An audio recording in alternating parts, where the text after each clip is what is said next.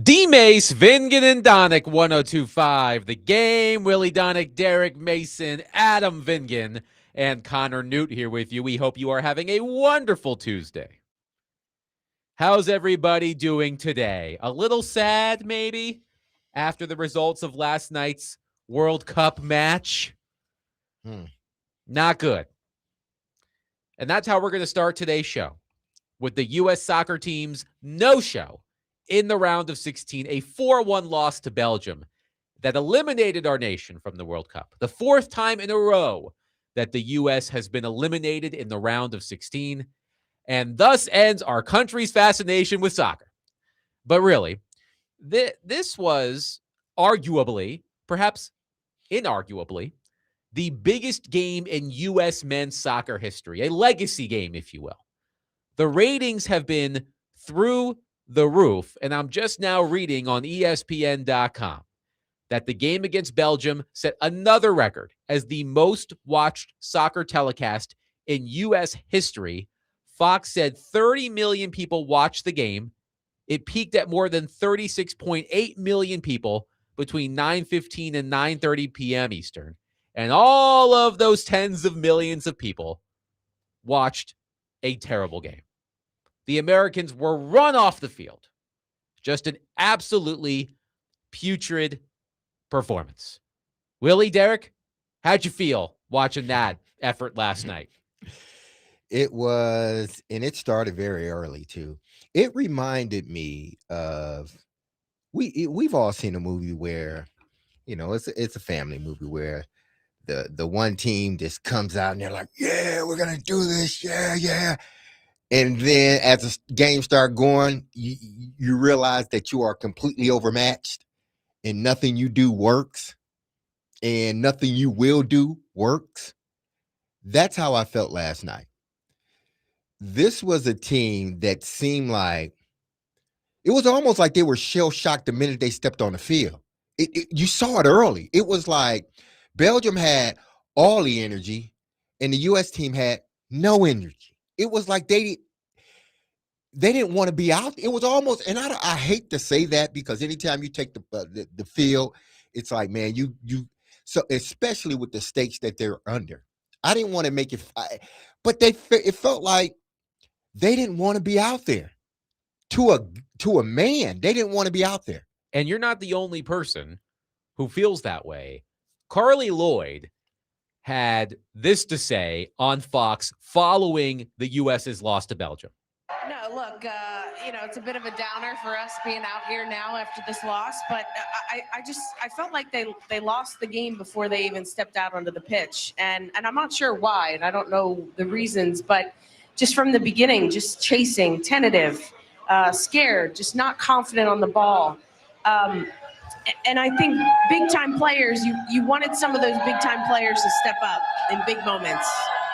And I got to be honest, I was a bit disappointed with Christian Pulisic. I think whether he wants to be the star of this team or not, we didn't see enough from him in this particular game and really the whole World Cup. Little glimpses here and there, but, look, aside from this loss, I think on the brighter storyline, it's been a fantastic World Cup. This team has united the country.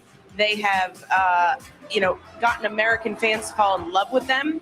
And there is a bright future, but this is just a real disappointing loss to go out on. And that's Carly Lloyd, one of the most decorated women's soccer players in our country's history, saying what you were saying, Derek. And again, so many casual soccer fans hopped on the bandwagon. I just read to you the ratings. Last night's match was the most viewed U.S. men's soccer match ever.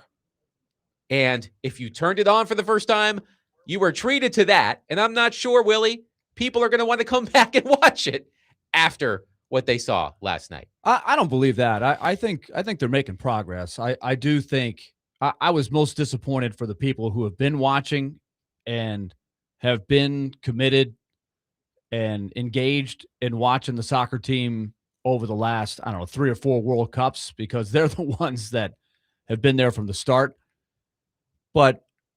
So I was disappointed for them. But Carly Lloyd, I want to commend, because she, in a very tasteful way, like she didn't try to go all hot air, but she just, in a matter-of-fact, classy way, said they laid an egg. It was disappointing. And what's really interesting to me is in watching that game, I think the U.S. team has come a ways in their skill, their athleticism. I see more of it. Their playmaking ability has improved. And this is just me as an outsider who I am going to tune in once every 4 years. I keep track. Like, I remember when they didn't make the World Cup, but I'm not watching every World Cup qualifier, right? I'm not watching all 4 years the progress. But every 4 years, they do get better. But they still, when it comes time for the big game against the established teams that are always in the mix, and this is what you heard a lot from Thierry Henry and Zlatan, the guys who watch the big boys. They know what it takes to climb the mountain. There's a toughness that our team still lacks. A competitive edge, this is not happening. Getting off to a bad start, that's fine. They got off to a bad start. They hadn't really the whole tournament. They got punched, and they hit the deck. They come back up. They score the goal, so they got a chance to get back in the game. But they never got it right. And I just felt like there was a deer in the headlights that I saw from the team that I think that's still what they lack. And it's funny that it came from Carly Lloyd, because that's what the women's team has. They have the toughness. They have the competitive edge. And I'm not sure where you get that. And you could try to trace it all the way back down to how we develop our players and how much it costs to play the game. And do we have too much of the, I don't know. But it's only theories, but that's what's missing, I think. Tim in Spring Hill on our text line, driven by Wilson County, Hyundai.com, says, I'm going to need an explanation on that third goal. It was atrocious. That's just a Yeah. meltdown. And again, it's a meltdown. It's a mental meltdown at the worst possible time. And when it doesn't happen to the big teams, but because I think that's another point in the game. They're right in the game. What did we text in our little text chain at halftime? Hey, I'm thrilled that they're only down by 1 goal. They played horrible in the first half. They made one play, and so instead of being down 2 or 3 to nothing, it's 2-1. And I thought they had momentum building when that freak play happened, but that was a killer. And I'm no soccer expert, guys, but even I, watching that game last night, thought, I don't think that's how it's supposed to go. I don't think this is what was supposed to happen. It's just a joke. When things like that happen, yes, that tells you that, at least it tells me one thing, amongst other things, but it tells me that you're not ready for the moment yet. You're just not, because teams that are ready for the moment don't step on the field and, play this sort of deer in the headlights type of game. You just don't do it. You know what the stakes are. And I'm not sure if this team, when you're talking about, advancement with this team, we got to remember they added a whole group of teams to this. So it went from 32 to 64 or 32 to 48. Yeah, 32 to 48. So did they even really make progress? Because they got to the same exact spot that they've always got to. I think that's why this game was so important, because it would have gotten them past that threshold that they hadn't gotten past in a good while. 4 consecutive appearances in the World Cup have ended for the U.S. in the round of 16. Right. And in the 70s, 80s, and 90s, they would have loved to have been to this level. So they've made a lot of progress in a couple generations to get into where they are now, where you're disappointed to lose in the final 16. So that's a good thing. They have to keep that perspective, right? Everybody's ripping them right now. But I can remember the 1990 World Cup. They weren't in it. The 1986 World Cup, I don't think they were in it. 1994, they were in it just because they hosted. They didn't do very well. And then little by little, they've gotten to where they're expected to get into the final 16. And so now what's next? What has to happen for them to really be able to contend? Like Belgium was such a sneak attack because they're not really considered a great team, but they're a time-tested, battle-tested team that is not going to lay down. They are not intimidated by the great crowd that was there last night. It was a great crowd, but they kept their poise and they played a good game, and the U.S. did not. A couple of weeks ago, we had fun with this graphic produced by the Next Round, World Cup country college football team equivalents. And now that Team USA, the U.S. men's national team, has been eliminated, I think it would be funny to revisit the college program that was compared to the U.S. Texas A&M. Tell me if this sounds right. Peak historic success dates back to the 1930s. Possesses unlimited money, talent, and resources, yet struggles to put it all together. Doesn't that sound like the U.S. men's national team? Pretty much so. So, well, talent resources, I wouldn't really know. But I do think our developmental system is something that's got to continue to be looked at. How to find, like, in a country our size, with our ability, our standards for sports, we should be able to find 30 great soccer players, right? Well, there's been a lot. There's been a lot of. Go ahead, Derek. No, but we can say that, but we all know that because this is not the dominant sport, right? The best athletes don't the best play soccer. athletes The are best not male going to play. athletes do not play soccer. They're going to play. They're going to choose to play something else, right. And something that is going to. There's a lot of risk out there, but the reward is greater financially in those other sports. No question. Again, we will talk about how much it costs later on in the show. I get that, but in order for, because this team, I think they did exactly or get to a spot where they have usually gotten and couldn't advance no further than that. They are a team that is not tested yet. They are a team that hasn't been through what Belgium has been through. So when you throw a bunch of guys out there, even though they've practiced together, if you all hadn't been through something, then it's hard to kind of, when the stakes are this high, it's hard to come out and know what to expect. They probably didn't know what to expect in that game. Hair Metal Henry says, USA soccer is more suited for the World Sippy Cup.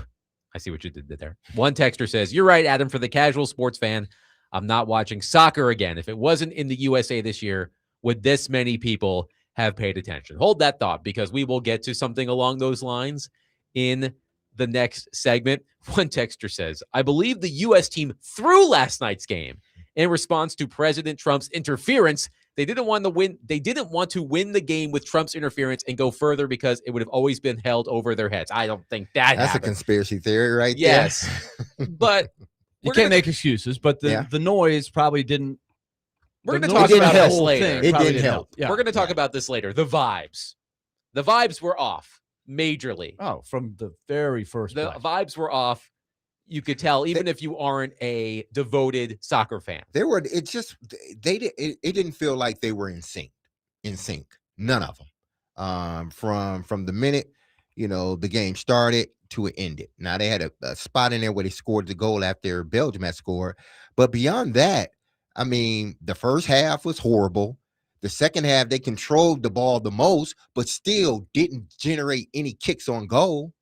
So having the ball the most, it doesn't mean anything if you're not, positioning yourself to score a goal. The other thing, too, is it is so disappointing that the player who is expected to be the best player on the team, Christian Pulisic, was a complete non-factor through most of, if not the entire World Cup tournament. I know he was injured at one point, and Carly Lloyd, in that clip we played, tastefully called out Christian Pulisic. Because it was about what happened before he got hurt. He got hurt, and I thought, I think his name is Stu Holden, the analyst. Yes, he made a great call right before the freak bad goal happened. He said, if you're hurt, you can't play. You got to go down. You got to come out of the game. You can't, because you're hurting the team. But he was having a nightmare. I would define it not as a non-factor. He was a negative for a guy that is the best playmaker that they have. At least that's what he's shown before. And he's had good game. He had great games in the World Cup 4 years ago. So it's not like he's a new kid. This is his first time around the block.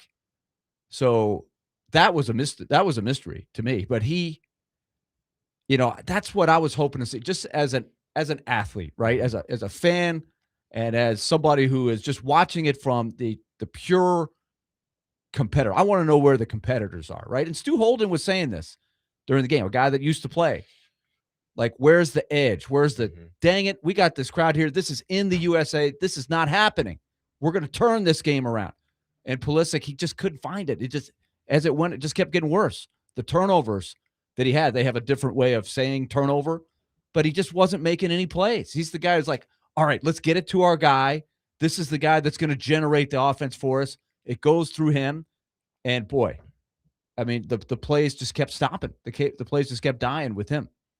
Very disappointing. Viking Matt says, in the words of all Gen Xers, this U.S. team can, well, I can't say that, but I've got 2 words for you. You fill in the blank. 615-737-1025. We will take your thoughts on the U.S. men's national team being eliminated from the World Cup last night in the round of 16, a 4-1 loss to Belgium in Seattle. 615-737-1025. But coming up next, there was something that was said near the end of the game that I often talk about getting what I call secondhand embarrassment. And man, oh man, was I embarrassed hearing this last night. We'll get to it next. 615-737-1025. Today, the Nashville Sounds take on the Charlotte Knights. First pitch is at 6:04 p.m. exact. Catch all of the action on 94.9 The Fan, presented by Twin Peaks Family Leisure, Maple Street Biscuit Company, and Social Cantina.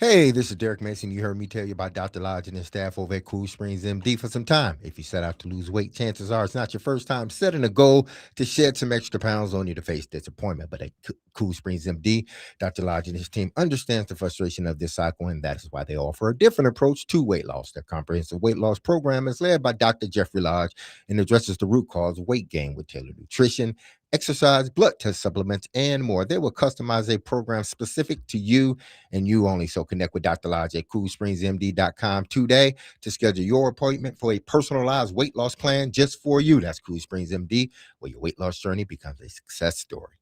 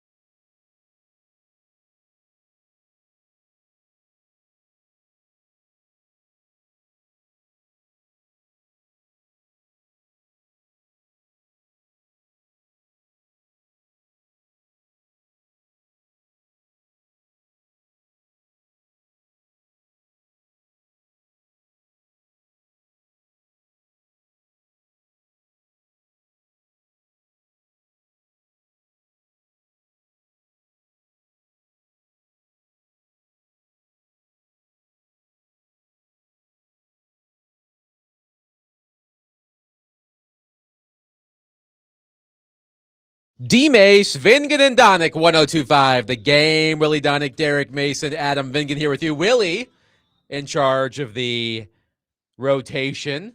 What's the theme today, Willy Donick? The theme is possible U.S. men's soccer team theme songs today. Okay. Appropriate. Yeah. So this is Phil Appropriate. Collins, who is not American, but No. the song's message Yes. came up short. Missed again. I Missed opportunity. I did see this post going viral on social media. We were talking about the U.S. men's national team being compared to Texas A&M. This post, again, went viral last night. This USA team is a James Franklin team. Looked great against opponents ranked in the 20s to 40s, garnered a bunch of hype, now playing a top 10 team and are actively pooping themselves on the field. Also, we need to come up with. We need to move on from the pooping yourself lights. Let's just come up with it. It's played. Too many people use that. Let's move on. Other ways of saying that. But the James Franklin reference, it does hit. How do you reword that, Willie? Instead of saying, because you can't say the other word. Right. You can't say the other word. We'll come up. We'll come up there's with just better, mature ways of clever ways. Let's just think about that. We'll Yes. come up with it. Yeah. Also, I almost forgot, and how just I shouldn't have forgotten. We will have a fun guest at the top of the hour. New Predators forward Mavrik Bourque will join the show at 4. The Predators traded for him last week. He signed a new contract over the holiday weekend, and we will talk with Mavrik Bourque for the first time coming up at the top of the hour. So looking forward to that. But we are continuing our conversation on the U.S. men's national team's 4-1 loss to Belgium in the round of 16 last night at the World Cup. And I stuck around for the game. I was half paying attention as the game got out of hand. And as I was about to turn off the television, I heard something. And I have a really bad problem with what I call secondhand embarrassment. Maybe some of you out there also experience secondhand embarrassment. I'll give you an example. There used to be a show on MTV called Made. And it was a show about a teenager who wanted to become something. So, for example, there was an episode where this nerdy high school student, it hit me directly because I too was a nerdy high school student. This nerdy high school student wanted to be a quote unquote ladies' man. He wanted to work up the courage to ask out his crush to his high school's prom. So they paired him with one of those pickup artists. Remember when pickup artists were a thing 10, 15, 20 years ago, whenever it was? And they would show the pickup artist teaching the nerd, okay, here's how you talk to women. And the kid would try, and it was just so cringeworthy. And I almost had to watch through my fingers. Like I feel so bad for this kid. And then I heard what John Strong, who was calling the game last night, said as the seconds ticked down on the U.S. men's national team stay in the World Cup. Connor, go for it. Well, listen, before the final whistle, if you've enjoyed this ride, it doesn't have to stop now. We've got an incredible quarterfinal round coming, some marvelous games on the way. If you've enjoyed what you're seeing, go support your local team. This doesn't have to be the last soccer you want for the next 4 years. It's a beautiful sport. We give our lives to it for a very good reason. And we have so enjoyed the support the U.S. has received. And we are incredibly excited for the final 2 weeks of this tournament. The final 2 weeks, which will not include the men of the United States. Please like our sport. Don't leave. Don't leave. Please like our sport. I mean, come on. Now, I feel like I am well within my rights to say this because I love a sport. Willie loves a sport. Derek also enjoys hockey. And we want people who are not diehard hockey fans to like hockey. I'm a hockey sicko. I want people who don't enjoy hockey on a nightly basis during the season to watch it. So I kind of get the please like my sport thing. But I was just like, guys, it's a little too much. Like, as the team is getting its ass handed to it, don't go away. Please keep watching soccer. I was like, oh my God, guys, like tone it down just a little bit. It just, for whatever reason, it just kind of rubbed me the wrong way. It was like, it was a little too thirsty. All right. You're trying too hard. So I don't know how you guys felt about it when you just listened to that. But when I heard that last night, I said, can we do this more tactfully? Like, do we need to do this right now? As a play-by-play guy who, look, I've done my share of disappointing games for the team that I'm covering, and you're trying to say the right things at the right time. You do that regardless if the game's going well or not for the team broadcast. But I think you got to be careful when you're trying to sort of make a point or try to go out and kind of make a statement like that, whether it's going to hit or not. And I've messed up a few times, I'm sure, said something like, that didn't hit the way I wanted to. So I don't know if he had, I'm sure that guy, no, I'm forgetting his name. And John Strong.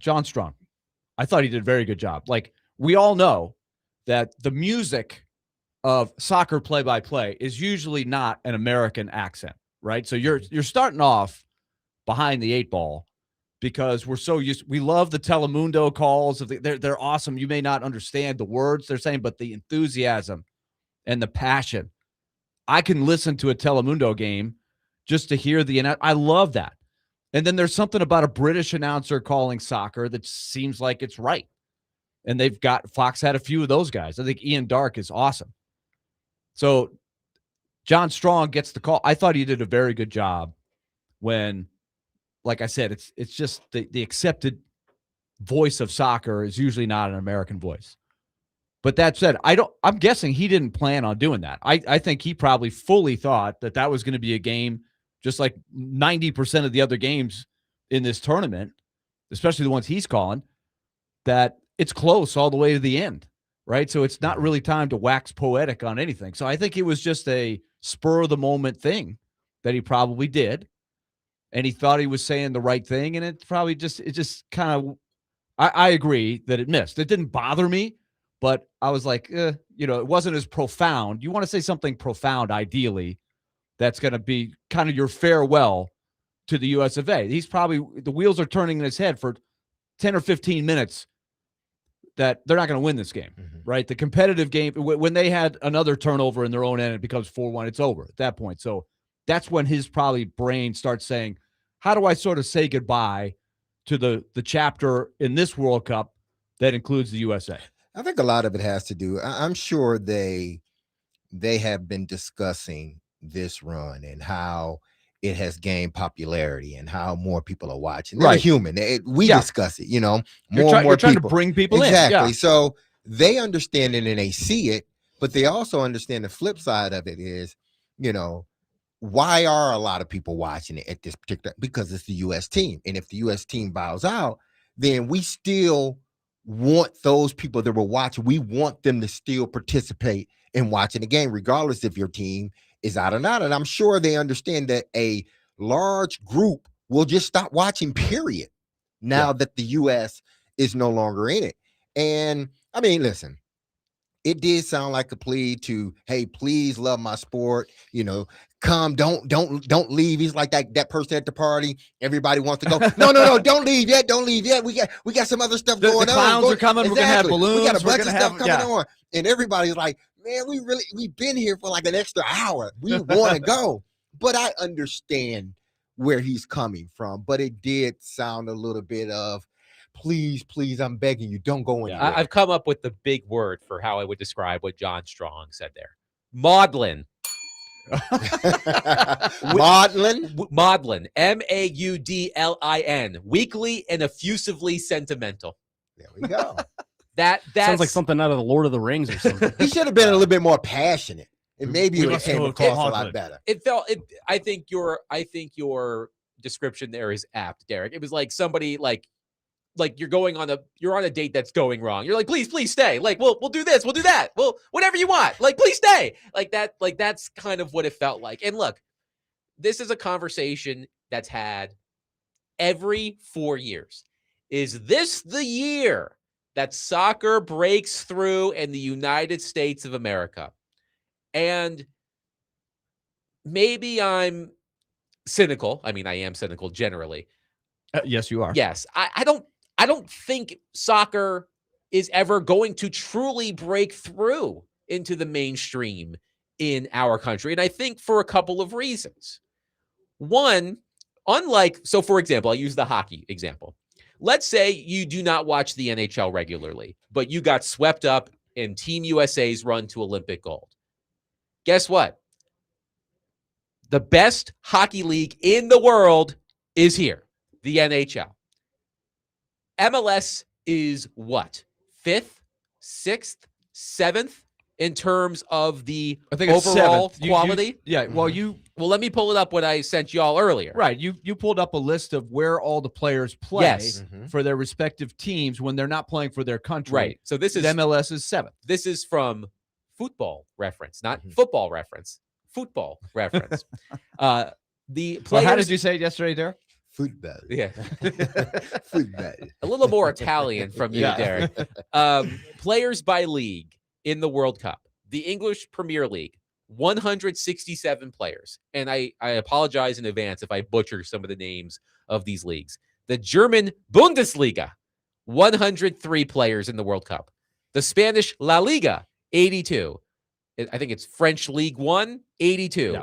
Italian Series A, 68. The Saudi Pro League, 49. Major League Soccer, 44. So, like, if you are an American watching the World Cup and you're like, hey, maybe I'll watch my local MLS team, the quality of competition is so far below what you get abroad.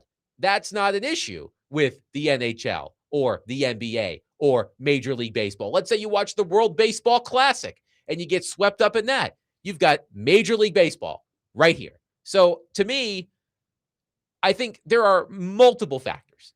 I think the fact that MLS as a league is that far down the so-called totem pole, I don't think that's going to draw people in because the quality of play is going to be apparently worse. And yet, it's come a long way. You've got Lionel Messi plays in the MLS. I mean, that would have been, and Beckham did at the end of his career.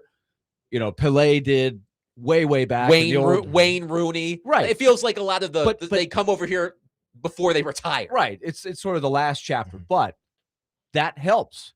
So they have built that league. Remember when Pelé came in a similar situation late in his career to the New York Cosmos, where I happened to be living at the time. And my dad was the athletic director at a small college in New York, where Pelé ran his soccer camp. And it was a huge thing. It was like a worldwide thing. Pelé is coming to the United States. He's playing for the Cosmos, and he's going to teach the kids, the next generation of U.S. soccer. And that was fine. And he did make a big impact, but the NASL failed, right? And so there was, I don't know, from the mid-'80s until MLS started back up, there was like a 10-year window where we didn't have a league. We didn't have a league.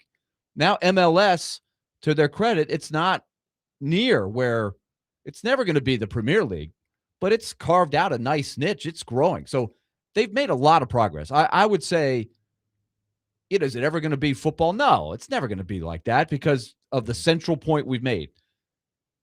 The best male athletes gravitate to other sports. And you have all of these other, it's going to be football. It's going to be basketball. It's going to be baseball before it's soccer. There's other ones probably that are mixed in there too, but yet it's still growing. It's like a slow growth. It's not a tidal wave. Here's something else I found interesting. Civic Science and Sports Business Journal did a poll and asked, let's see what the sample here was, 4,587 U.S. adults. How closely do you follow the major sports leagues in the United States? Very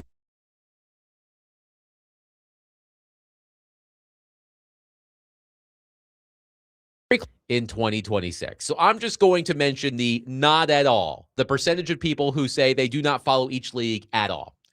The NHL, 63%. The NBA, 61%. Major League Baseball, 53%.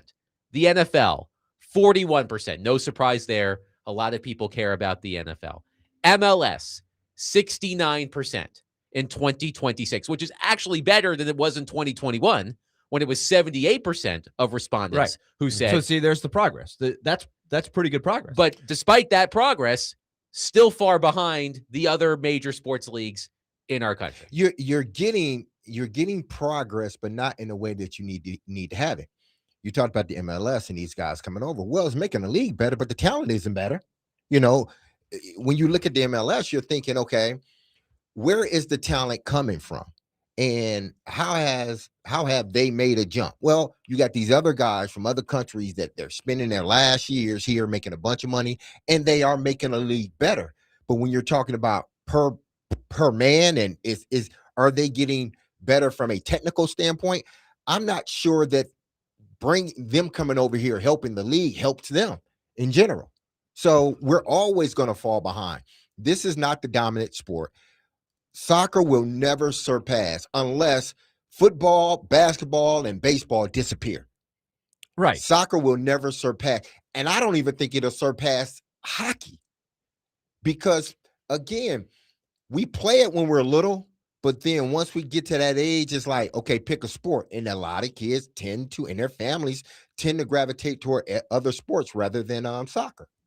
I want to mention something else that I found from the Sports and Fitness Industry Association. Participation in soccer for ages 6 through 12 dropped 5.5% in the United States from 2013 to 2023. Soccer is typically the sports kids play first, the study revealed, but also the one whose participation rate declines the fastest, often because of expense. You know, when parents, tell me, what sport their kids are playing, and they say soccer, and I'm like, great, put your kids, especially when they're young. And a lot of them say, I do it because of the running, and then two, it's to build some coordination, because you have to build coordination. It's a technique. Just because you're strong, big, and fast doesn't mean you're going to be a great soccer player. It's a technical sport. You have to have skill. So I think that soccer, what they do on a soccer field, translate more than anything to every other sport there is. 615-737-1025. I just wanted to get that off my chest from John Strong. He meant well, but it was, as I said, maudlin. Oh, please, don't leave, please. There's still soccer to be played. That's why the best play-by-play announcers, when they do that, it hits, right? A Bob Costas, a Vinsco. I mean, some of the best, when they go there, they know how to hit that. It was well intentioned. It was well intended. It did not. It didn't fly. It was like proposing to a girlfriend. Like, over the weekend, you had a firecracker that you were like, "Oh, this is gonna hit. This is gonna go over the lake." And it's I'm gonna impress everybody. And it just kind of, it just doesn't quite. An appropriate sound effect. 615-737-1025. We'll take your reaction. Mavrik Bourque, newest member of the Nashville Predators, will join us at the top of the hour. 615-737-1025. We are broadcasting from the Busy Bee Plumbing, Heating, and Air Conditioning Game Nashville studios, home with a $99 yearly Beehive membership, where the buzz is always about great service.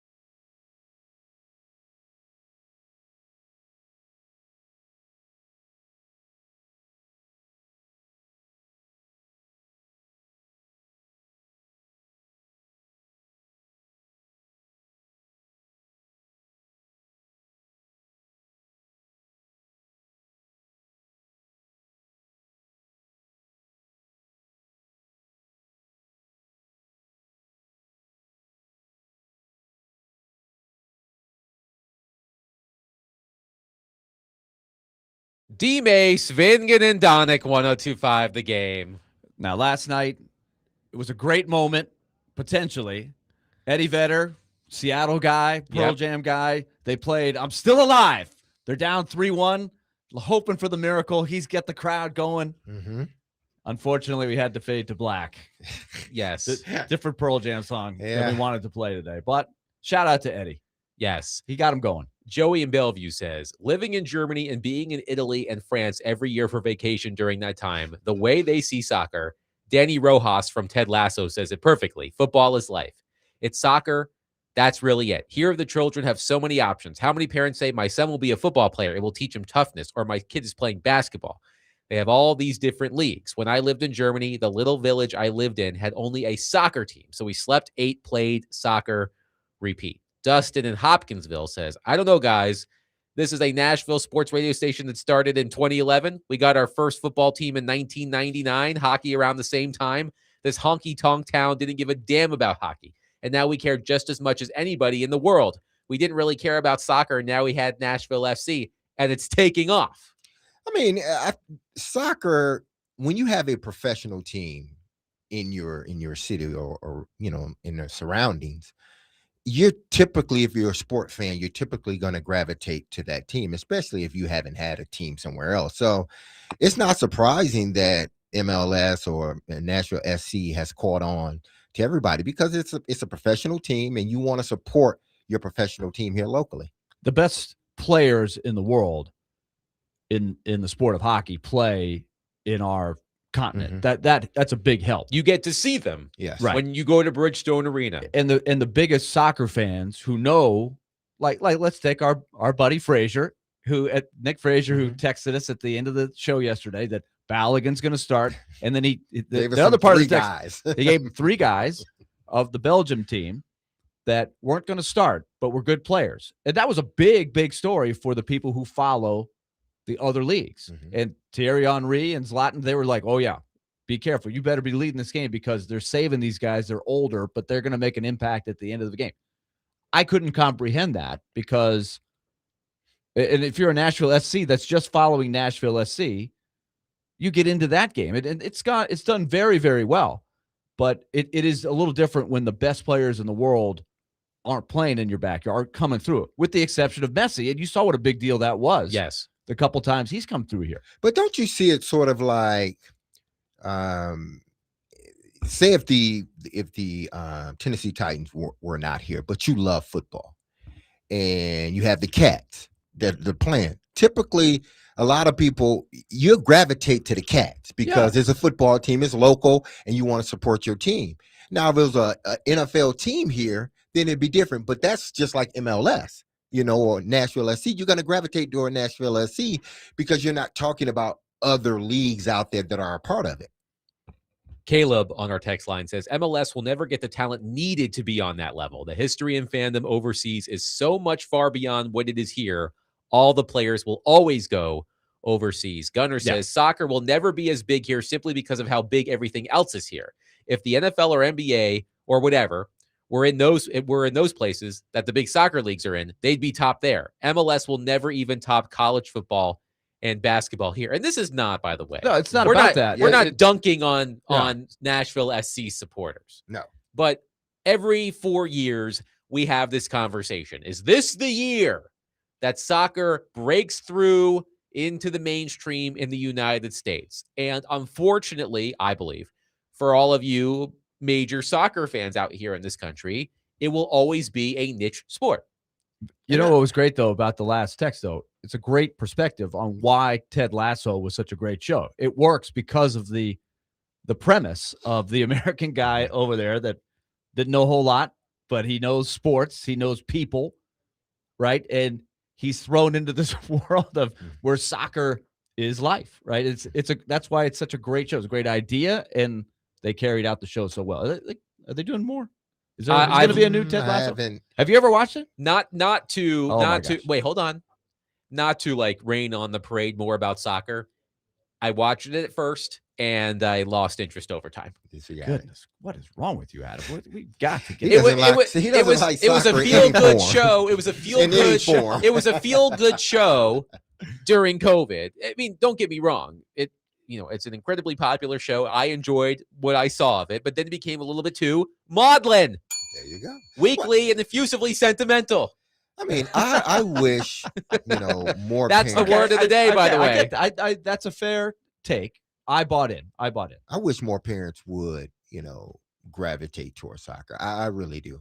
Um, because the game of football, the physicality of it, and I could say hockey, but that's not my sport. I know some of it and how physical it could be, but I don't, I'm not around it at a younger age with those kids. But I wish parents would gravitate more towards soccer because, yes, there are injuries, but I think the game of football has gotten extremely physical, and I don't think there's much they can do about it. They've tried and they will continue to try, but the physicality is always going to be there, regardless if you're 8 years old or 28. It's going to be physicality, and I wish more parents would decide at least, you know, around middle school, keep your kids in soccer, allow them to play soccer, because again, soccer is the one sport, possibly outside of possibly track too, but soccer is the one sport that I think it filters what they do, filters to every other sport out there. Brian says, sorry, I just lost my train of thought there for a minute. Brian says, I was thinking my view of soccer may change a little, and I might give MLS a try. That is until I heard the season goes from February to December or something crazy like that with random tournaments mixed in. It's hard. So to I think follow. I'm good, and we'll pass on soccer now that US is out. I'm with him on that. I wish it was more confined. I think less would be more with that. But again, but you could still be in it and go. This is how the world. This is how the world does soccer. That's how they do soccer. I have not been able to buy into that. It's hard for me as a casual fan to follow what's going on. It starts too early and it's too late. I recall pissing off a lot of people last fall when Nashville SC won the US Open Cup, and it was called Tennessee's first pro sports title. And I said, shouldn't they win the MLS Cup for that to count? And people were mad at me. Because soccer people do soccer their way. They were mad. Yeah. One texter says, like you guys have said, our best athletes grow up playing other sports. If a young Derek Mason grew up playing soccer instead of other sports, I believe he would have been an elite soccer player. Man, did you plant that text? No, I didn't plant that text. But again, these are sports, especially you're talking about, mid to late 80s. Nobody was pulling out a soccer ball to play, in the park. If we were pulling out a ball, it was going to be to play kickball or something and dodgeball. But we were not pulling out a soccer ball to play soccer. That just wasn't a part of our, games that we played. Scott says, remember, every 4 years, Americans get excited about curling too. No disrespect to Nashville SC. I have season tickets, but it's the truth. I mean, I do love myself some curling. If you go to Canada on a random night, not during the Olympics, there's curling on TSN. They love themselves some curling up there. 615-737-1025. We'll continue to take your reaction following the U.S. men's national team's loss to Belgium yesterday in the round of 16 of the World Cup. We'll get back into the soccer conversation a little bit later because I do have a question for a seasoned professional athlete like Derek Mason as it relates to the match last night. But coming up next, the newest member of the Nashville Predators, Mavrik Bourque, will join the program. The Predators acquired Bourque in a trade from Dallas last week. He signed a 6-year contract over the weekend, and he will join us next on the program. 615-737-1025. Willy Donick, Derek Mason, Adam Vingan, 1025 The Game.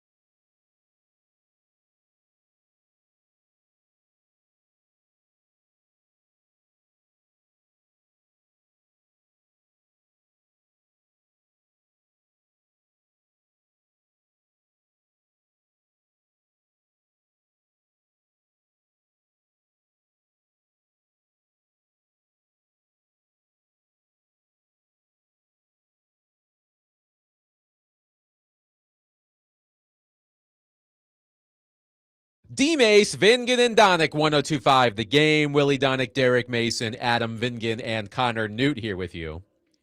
We are pleased to be joined by our next guest, the newest member of the Nashville Predators, acquired in a trade from the Dallas Stars last week. He signed a 6-year contract over the weekend. Forward Mavrik Bourque. Mavrik, hi, how are you? Welcome to Nashville. Hi, I'm good. You? We are doing well. Thank you so much for joining us. So, after the Stars traded you last week, their GM, Jim Nill, said you were a casualty of the cap world. When the season ended and you and others on the team needed new contracts, did you have any sort of feeling that you could be traded? And what excites you most about joining the Predators?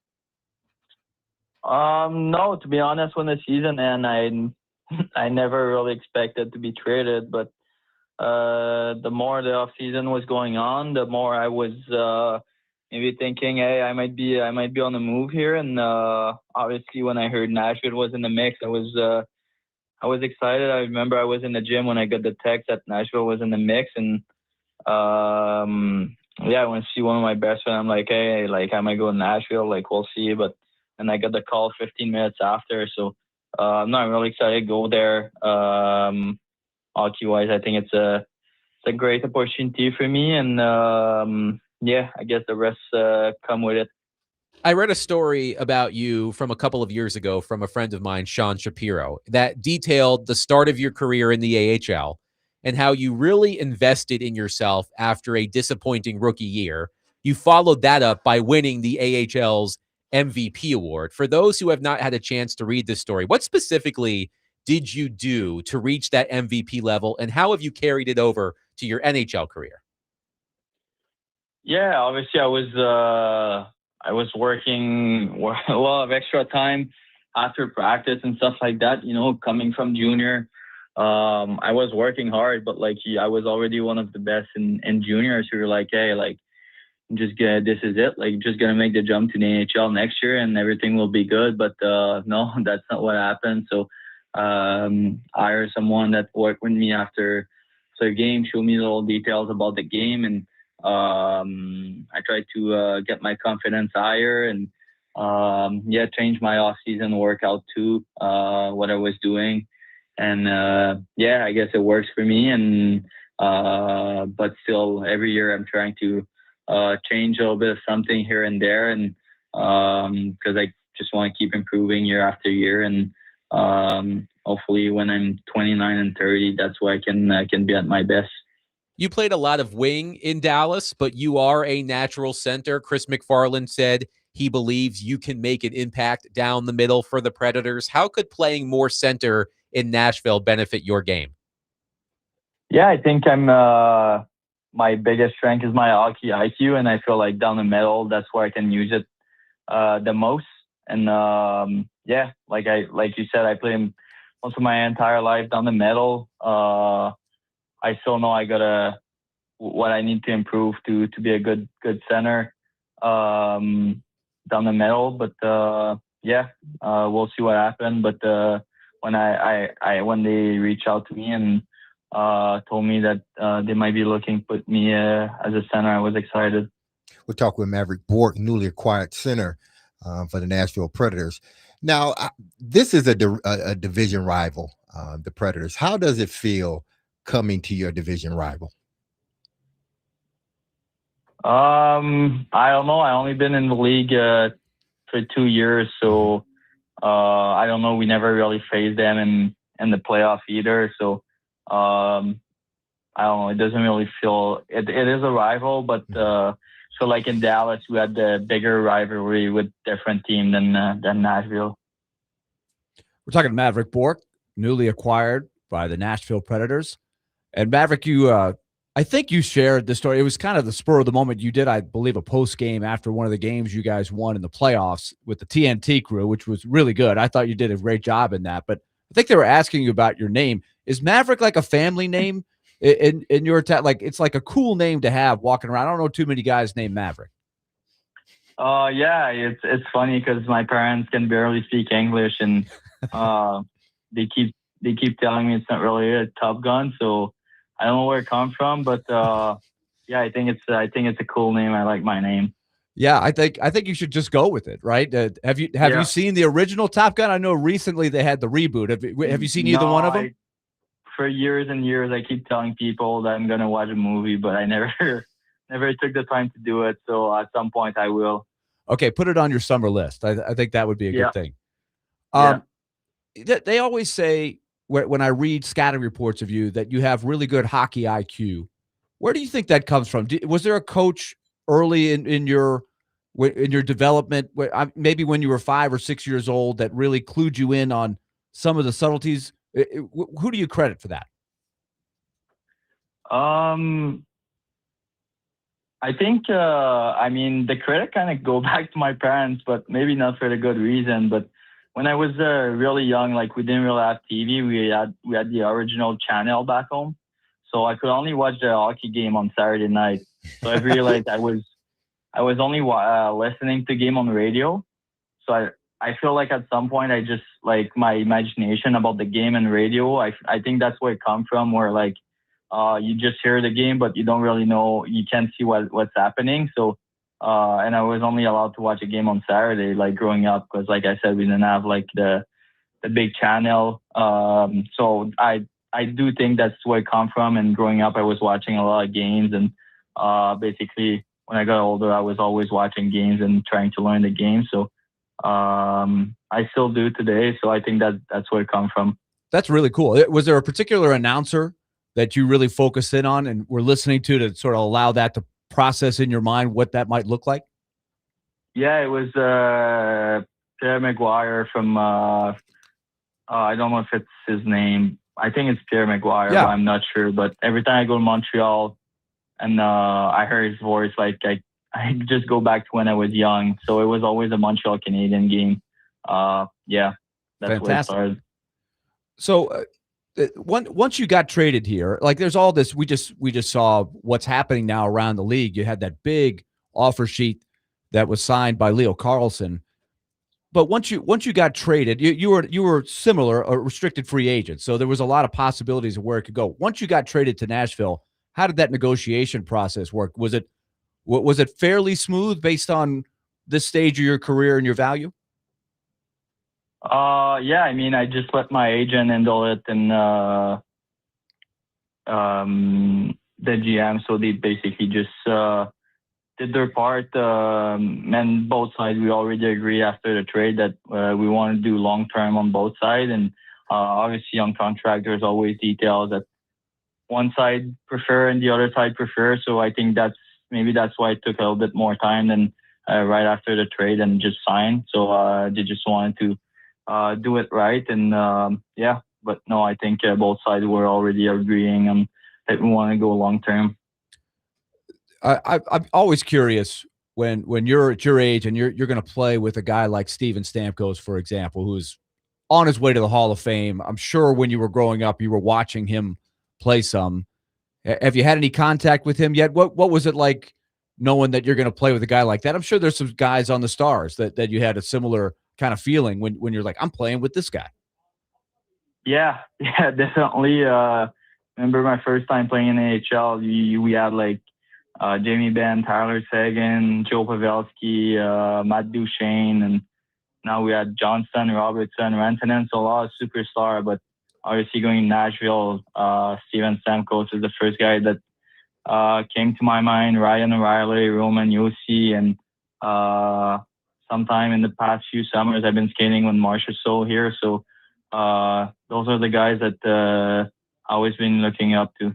Now, I know it's been a whirlwind for you getting traded, trying to get yourself immersed with the city and moving and all of that, Mavrik.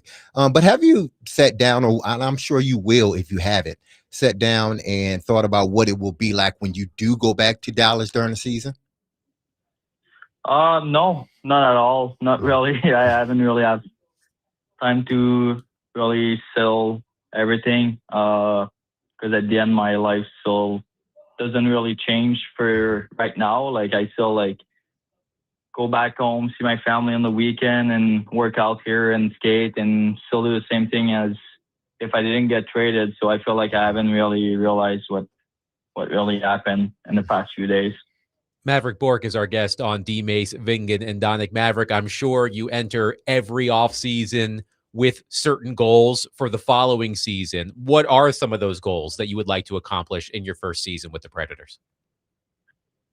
Yeah, I think obviously you play hockey, score goals. So obviously I want to improve on that. I think I need to get a better shot, and that's one of the points I want to improve. And I think just my overall game, that's what I've been doing since I got pro. Just keep improving year after year, and showing up even more ready and more confident. And I feel like the rest of my game just follow up. But like I said, obviously you want to score as many goals as you can. So definitely working on my shot this summer. A related question, Mavrik. We noticed one of the first things, just in looking at your season last year, you scored a lot of goals, but almost all of them were at 5-on-5. And I know you didn't get a ton of power play time. Is that something you'd like to maybe do a little more of, is get some more time on the power play?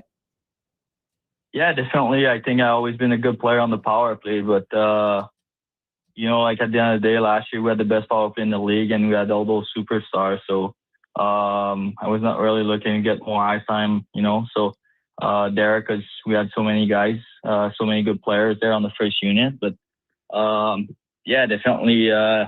If I can bring a little bit more on the power play, I will. And I feel like it's always been part of my game, except a bit less my last year. But no, I think I'm looking forward to have a chance to show what I can do on the power play. New Predators forward Mavrik Bourque has been our guest on DMase, Vingan, and Donick. Mavrik, thank you so much for your time. Welcome to Nashville. We look forward to talking to you again soon. Thank you. Thank you very much. 615-737-1025. I liked the story about listening to the games on the radio. Yeah. That's great. I can relate to that. I do remember, and I don't know if it made me any smarter, but there is that thing, like if you're listening to a game and the announcer is good, it does kind of have you picturing things. And he saw a value in that. That's really cool. One texter says, "Screw watching Top Gun. Make the rookies watch Slapshot." I do want different. He's got to watch that. Yeah, I hope he's seen that. Yes, I do. But we got to get Top Gun in there too. Of course, right?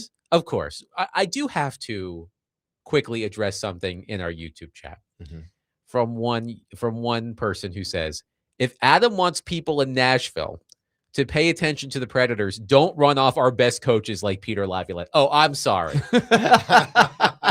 like it's my 6 fault. years ago. It's my fault that the Predators fired Peter Laviolette. Again, like Willy They got said, to blame somebody. that was 6.5 years ago. I actually did have a flashback to that day the other day. It was January 6th, 2020. I was at the Green Hills Mall getting my eyes checked. And fortunately, I chose not to get my pupils dilated that day because I was getting my eyes checked when the news broke.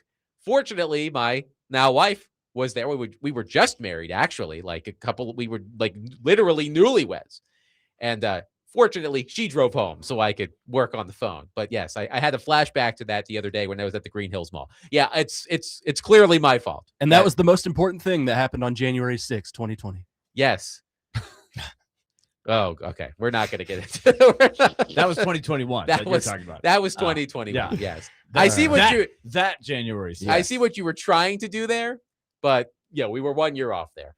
But yeah, totally my fault that Peter Laviolette got fired by the Predators. But you know what? They blame me for everything when it comes to the Predators. Yeah, Don't bring up the Predators' winning streak against the Sharks. Don't do that. Just lean into it, Adam. Just lean into it. It's okay. Don't do that. The more you run away from it, the more it's going to keep chasing you. How many jobs has Peter Laviolette had since he left here? 3, right? He went to Washington. He went to New York. He's now in LA. He's doing fine. He's a suitcase coach. He's fine. He'll be fine. He's fine, okay? Don't blame me. He's back in the conference. He's going to be coming through a few more times, Adam. That is true. I feel like, Peter and I did butt heads, and it happens when you're at the time. I was the only reporter who was around the team, both home and road. So we dealt with a lot of each other on a regular basis. So that you're going to butt heads when that happens. I've always had a tremendous amount of respect for Peter Laviolette, and I'm sure 6 years removed, we can shake hands, catch up, totally fine. But yeah, blame me. It's all my fault. 615-737-1025. One texter says it's Adam's fault they called back that goal in the Stanley Cup. I mean, just keep it coming. It's all my fault. Lean into it like It's all Willie my said. fault. Remember Yes. the whole blame LeBron? Yes. That's what we got. Anyway, You're six- blame Canada. Yes. That's what you are. Basically, 615-737-1025. We'll take your reaction to our conversation with the newest member of the Nashville Predators, Mavrik Bourque. And we will continue the Predators conversation coming up next. Where do the Predators fall in the Central Division pecking order following free agency? We'll discuss that coming up next. 615-737-1025. Willy Donick, Derek Mason, Adam Vingan, 1025 The Game.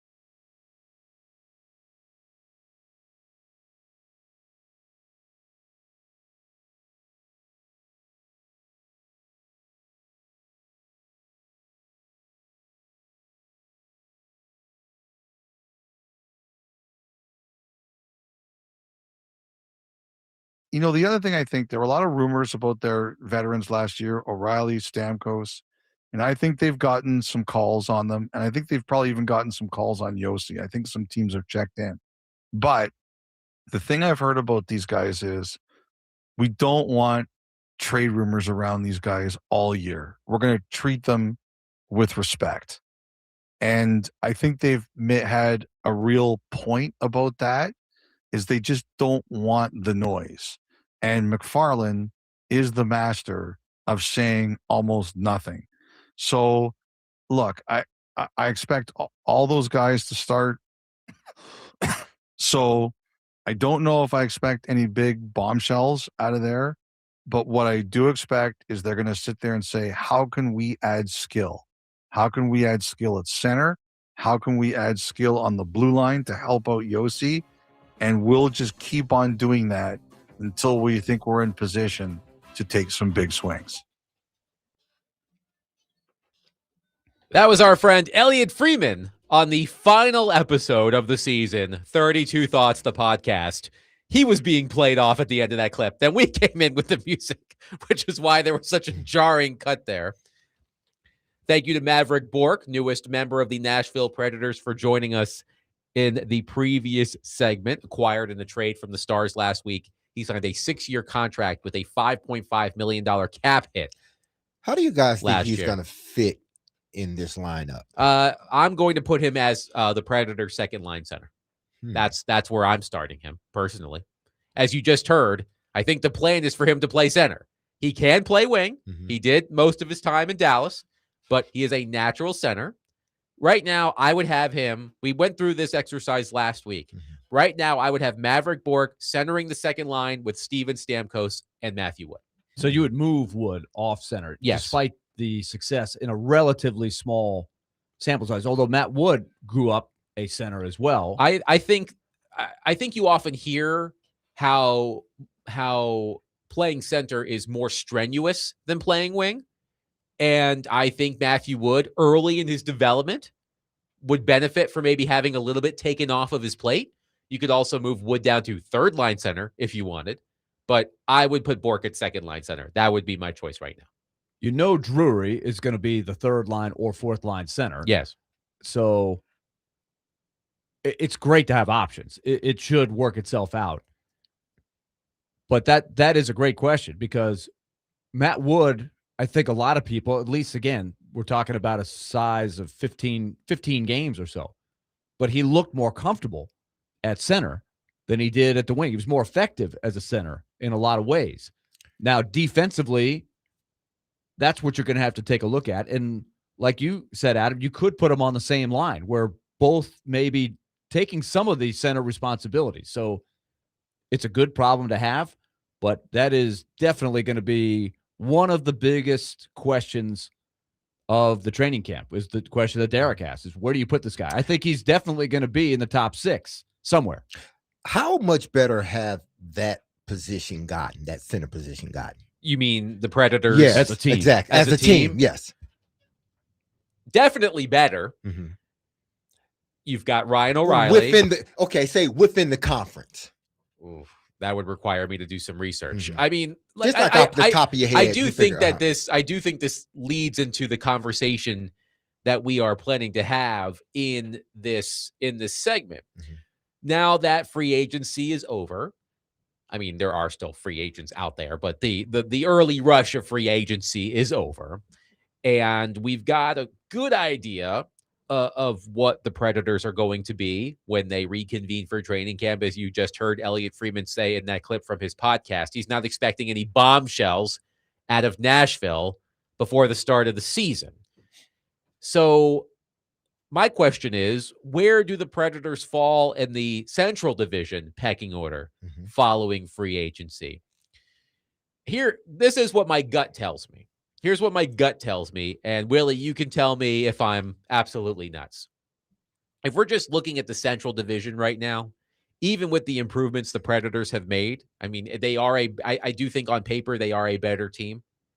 I still have them 5th in the Central Division right now, behind some combination of Dallas, Minnesota, Colorado, and Utah. I think that's how the predictors are going to put it. Which means the best they can hope for in that situation is being the second wild card team in the Western Conference. Right. But we know what the predictions can be. I think just about everybody had the Predators in the top 3 2 years ago, and they finished almost dead last in the whole league. Right? Yes. They had a chance to get the first pick. So it's a season can go a lot of different ways. I think it's very important just to try to be better. Like if you're just a better team and you're moving towards something with a roster that's slowly getting younger, adding guys like Bourque, then you just sort of let the chips fall. But there's no doubt that Utah is the really interesting team because they look like they are the team with the arrow pointing up. The other 3 are all in some form or fashion trying to hang on to contender status. And the challenge with that, as you've seen with Chris McFarland, they're losing key role players. And some teams, they can make it happen and the window stays open. Tampa's a great example. They are probably as good as anybody when you're saying, they just lost XYZ. Ryan McDonough's not playing for him anymore. Hey, they just lost Alex Killorn. Hey, now they just lost Radish, right? And then the next year, like, dang it, Tampa's still really good. How do they do it?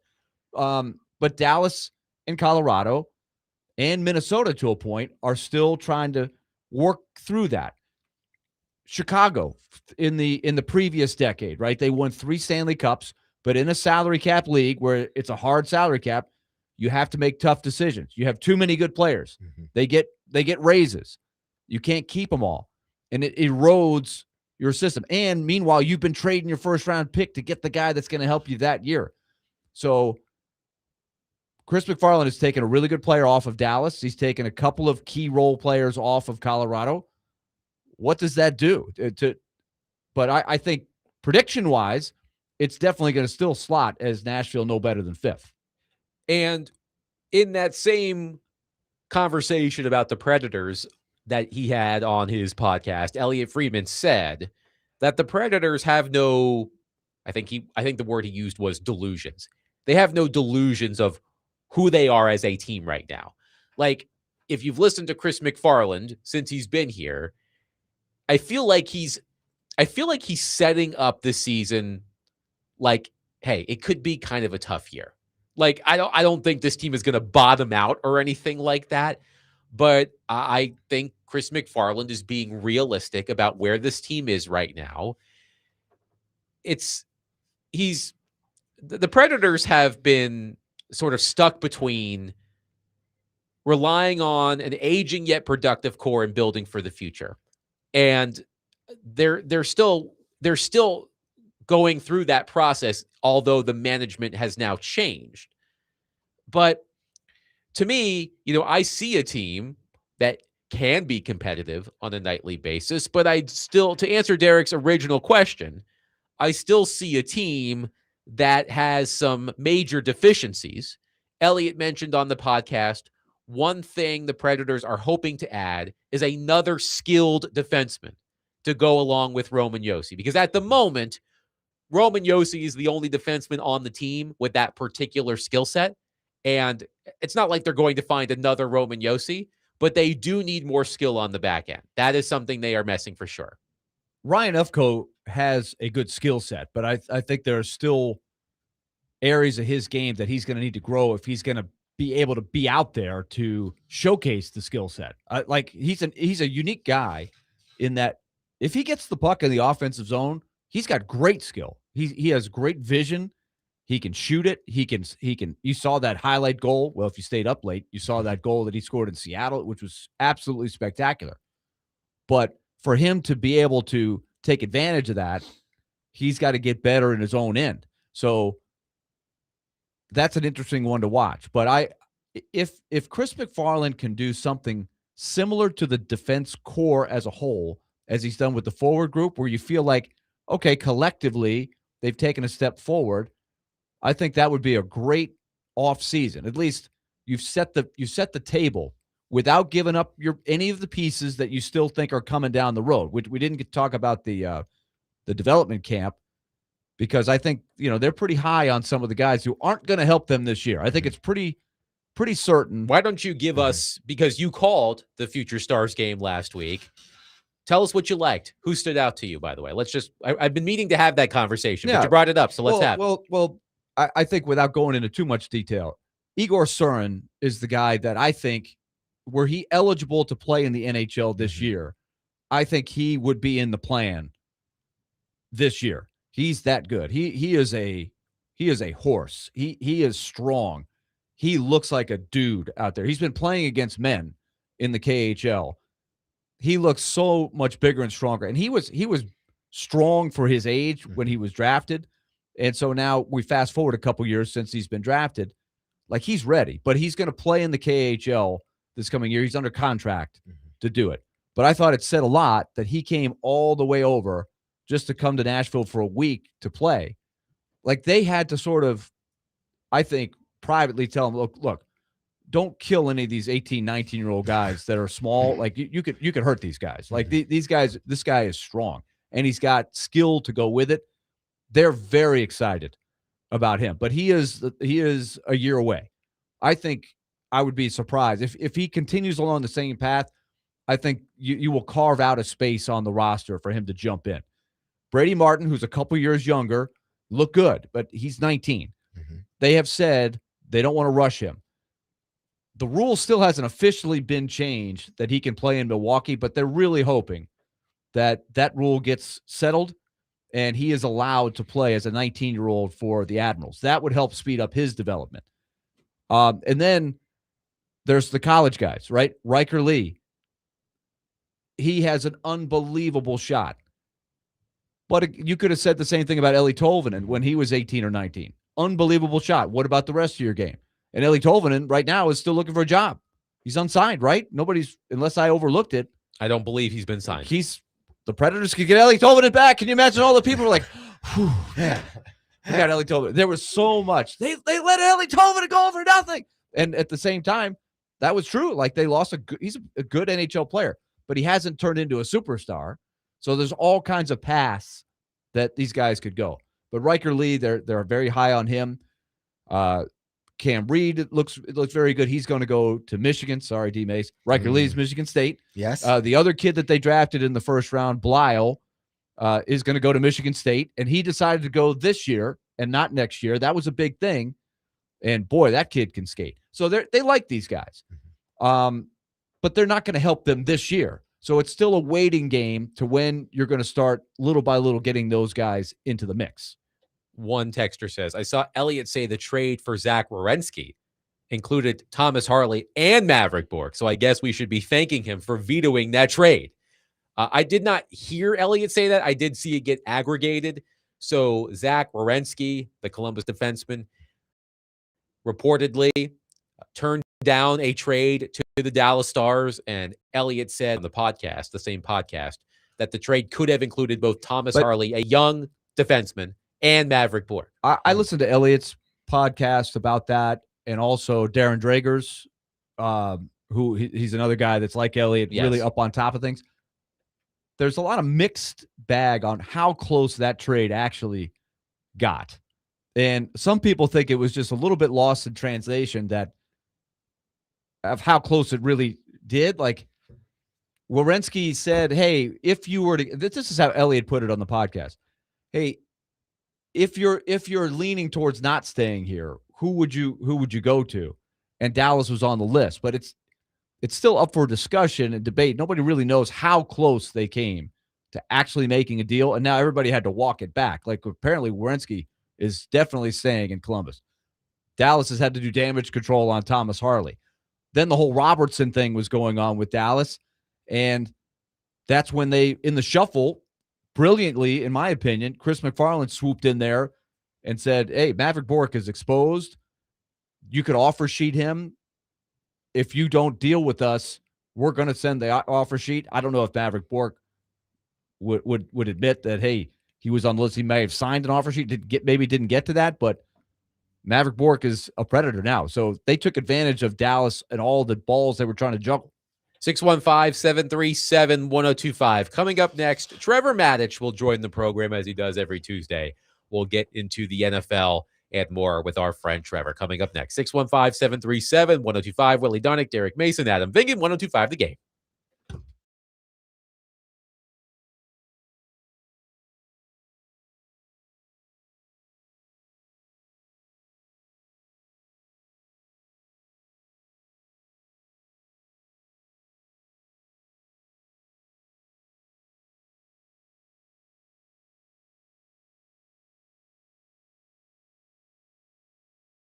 All right, let's talk twice daily. Remember, if you've had one of those days and you got the rain, you got the heat, all of this stuff, maybe you've got tied up doing some things at work and you're like, what are we doing for dinner? You got to get something going. So that's a great way to use the rewards program at Twice Daily. First of all, you're going to save money doing it. But did you know at Twice Daily, they've got the hot, fresh pizza that you can order ahead of time. You can pick it up in the store, or you can even get it delivered to your house. So it's one less thing you can worry about. This is a great way to use the rewards program at Twice Daily. Twice Daily. Pizza's easy, even when life isn't. So take advantage of the rewards program. Unlock those special discounts, savings, enter into the sweepstakes. You might win some stuff. A whole lot going on. It pays to be a member with Twice Daily. If you're looking for convenience, Twice Daily has you covered.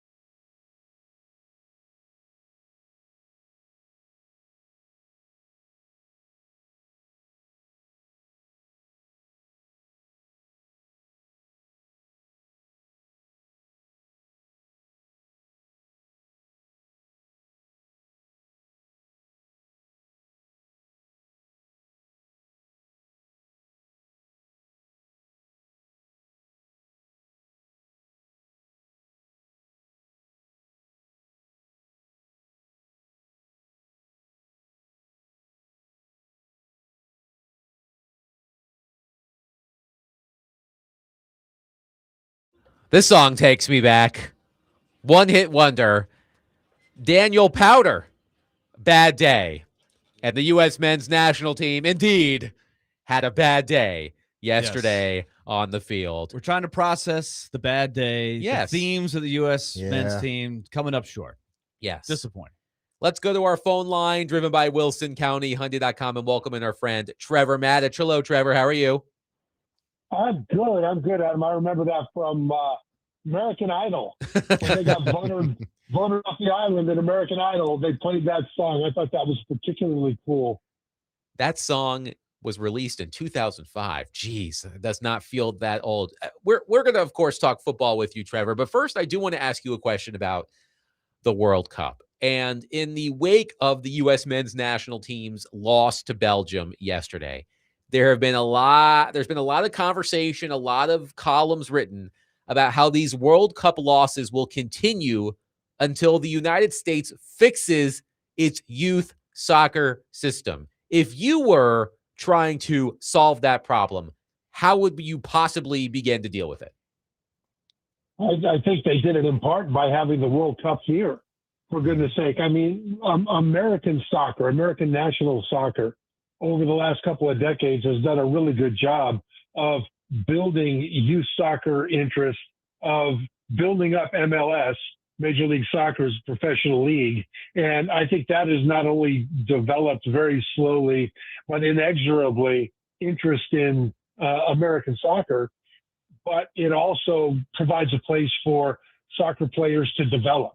I mean, I think one of the great things about MLS is that as we get better and better quality in that league, they're able to practice and play against better and better competition, which kind of helps our depth in the World Cup. And you guys have talked about how there's a bunch of key players from this year's men's World Cup team that play in some of the top teams in Europe. I mean, famously, Christian Pulisic is one of the better players on AC Milan in Italy's top league. And there's others, too, playing all over Europe at a very high level. And that is progress. And you could see that progress over the course of this World Cup, even in the game that Belgium crushed them. It didn't need to be like it was. There was a reversion to some previously bad form by them. But overall, when you look at the games they played, the games they won, and much of the game against Belgium, you could see the improvement in the quality and the depth in this team. It's just right now the emotional aftermath of this loss to Belgium is really, really ugly. We'll talk with Trevor Matich, ESPN NFL analyst, as well as college football. Now, Trevor, the NFL, as we know, it's a copycat league, whether it's the Bear defense back with the Bears and that Vantage team to the Tampa 2 and what Dungy was doing in Tampa, obviously, to the run and shoot. And we know many teams used to run and shoot. But then came the RPO, and there was this heighten of teams running the RPO. Obviously, it seemed like it seemed like that Kansas City was running it more than others. Now there's been a decline in the RPO. I read a article on PFF that charted the rise and sort of now the decline of the RPO. Do you think more and more teams are going to strictly get away from that? I think it all depends on the defenses. And I think, Derek, that part of the reason the RPO is not as much a staple as it has been in recent years is because defenses have finally started to figure it out. I mean, when it first came to the NFL, most NFL elitists, shall we say, thought that was a college system and it couldn't work at the highest level and yada, yada. But then the Eagles began to run it far more than anybody else in the league. And the defenses, it was a relatively new concept to defend. And that was the year they won the Super Bowl when Carson Wentz got hurt and backup quarterback Nick Foles took them through the playoffs and won the Super Bowl. It was the RPO that really sparked that whole thing. So you mentioned copycat league, everybody else jumped on it. Then defenses started to figure it out more. And offenses will do what's going to work. And really that depends on defenses. And so right now, RPO, I think, will still be a factor in the NFL. It will still be run. It will still be important. But I don't think teams will be able to rely on it. In college, you can still rely on it. Because in college, you only get your defensive players for 20 hours a week. That's it. And once guys, once they start playing, they're usually gone in 1, 2, or 3 years, maybe 4 if you're lucky.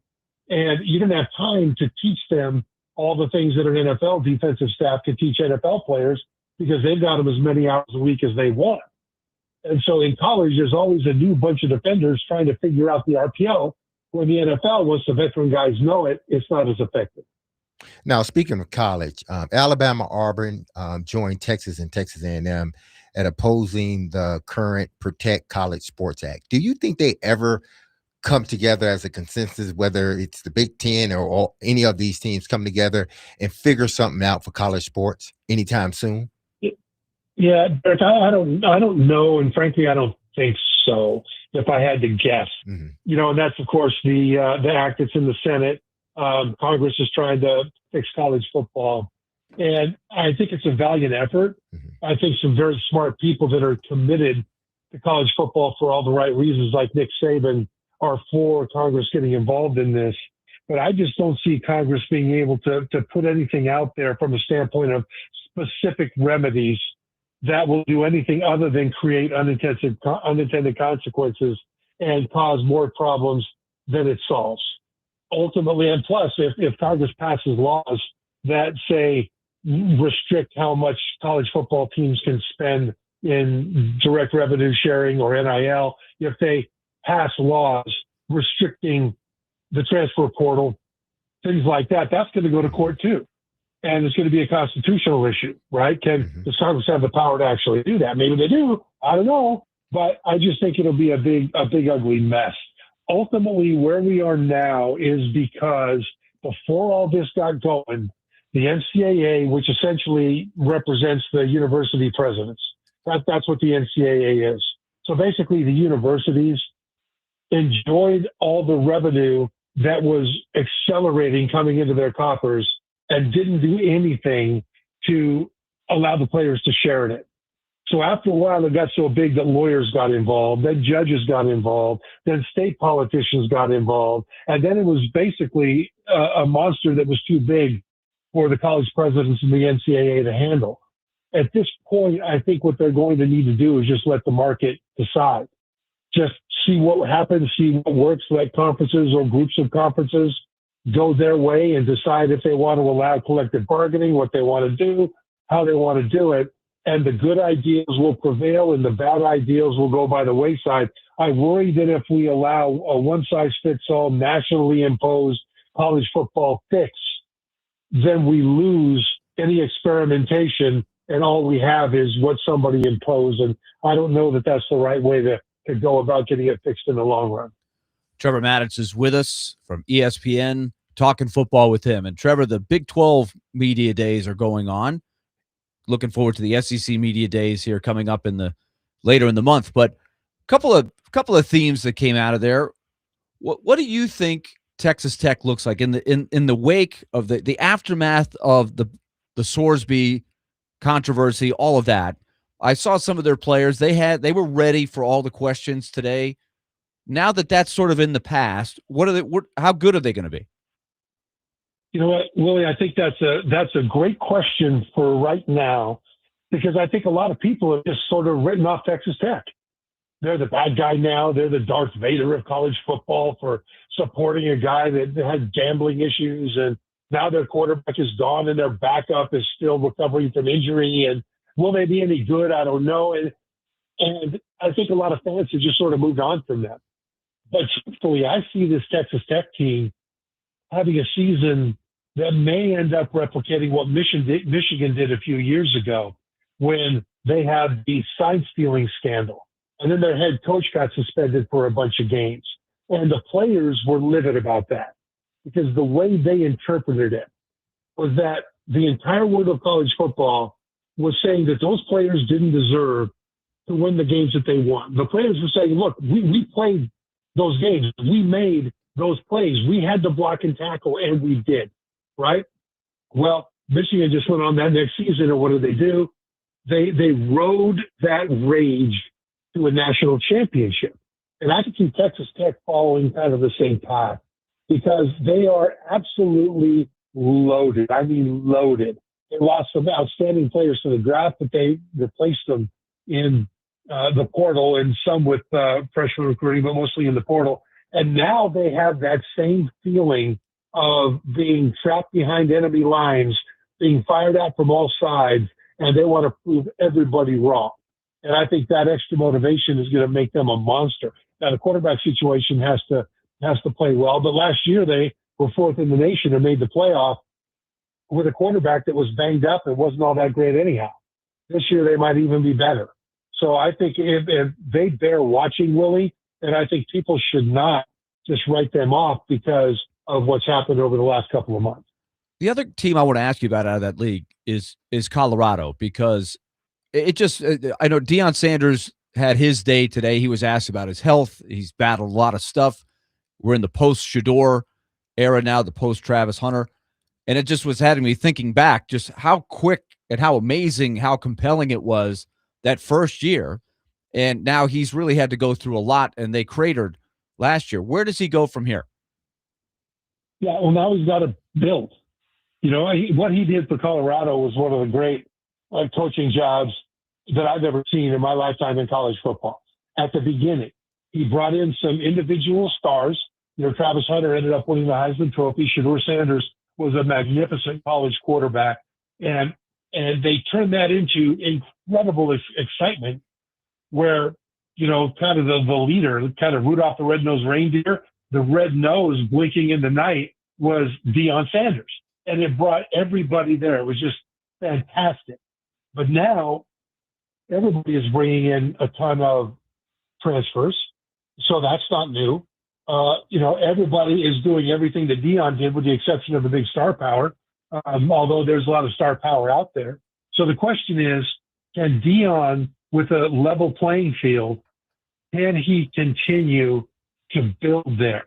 And they're I think, expected to win 4 or 5 games this year, and that's it. And so they have some individual talent. The question is, though, can you keep on bringing in 50 transfers and turn that into a program? Now, we're looking at Indiana. That didn't bring in that many, I don't think, but certainly they've turned transfers into a program so far. But now Deion has to emulate what Curt Cignetti did in Bloomington rather than everybody else trying to emulate what Deion did, because Deion is doing now what everybody else is doing and some at a higher level. Trevor Matich has been our guest on DMase, Vingan and Donick. He joins us every Tuesday. As always, Trevor, it's been a pleasure. We'll catch up next week. Thanks, guys. 615-737-1025. When we come back, we'll get back into the World Cup, because during the course of our conversation in the first hour, we received an interesting text message, and I think Derek Mason is well equipped to answer this question, and we will discuss that coming up next. 615-737-1025. The Borchetta Bourbon Music City Grand Prix is coming to the Nashville Super Speedway Saturday, July 18th, and Sunday, July 19th. And 1025 The Game has your chance to win tickets to the IndyCar race. All you have to do is text in the keyword race, RACE, right now to 615-737-1025 to enter to win tickets. For more information on the event, visit musiccitygp.com.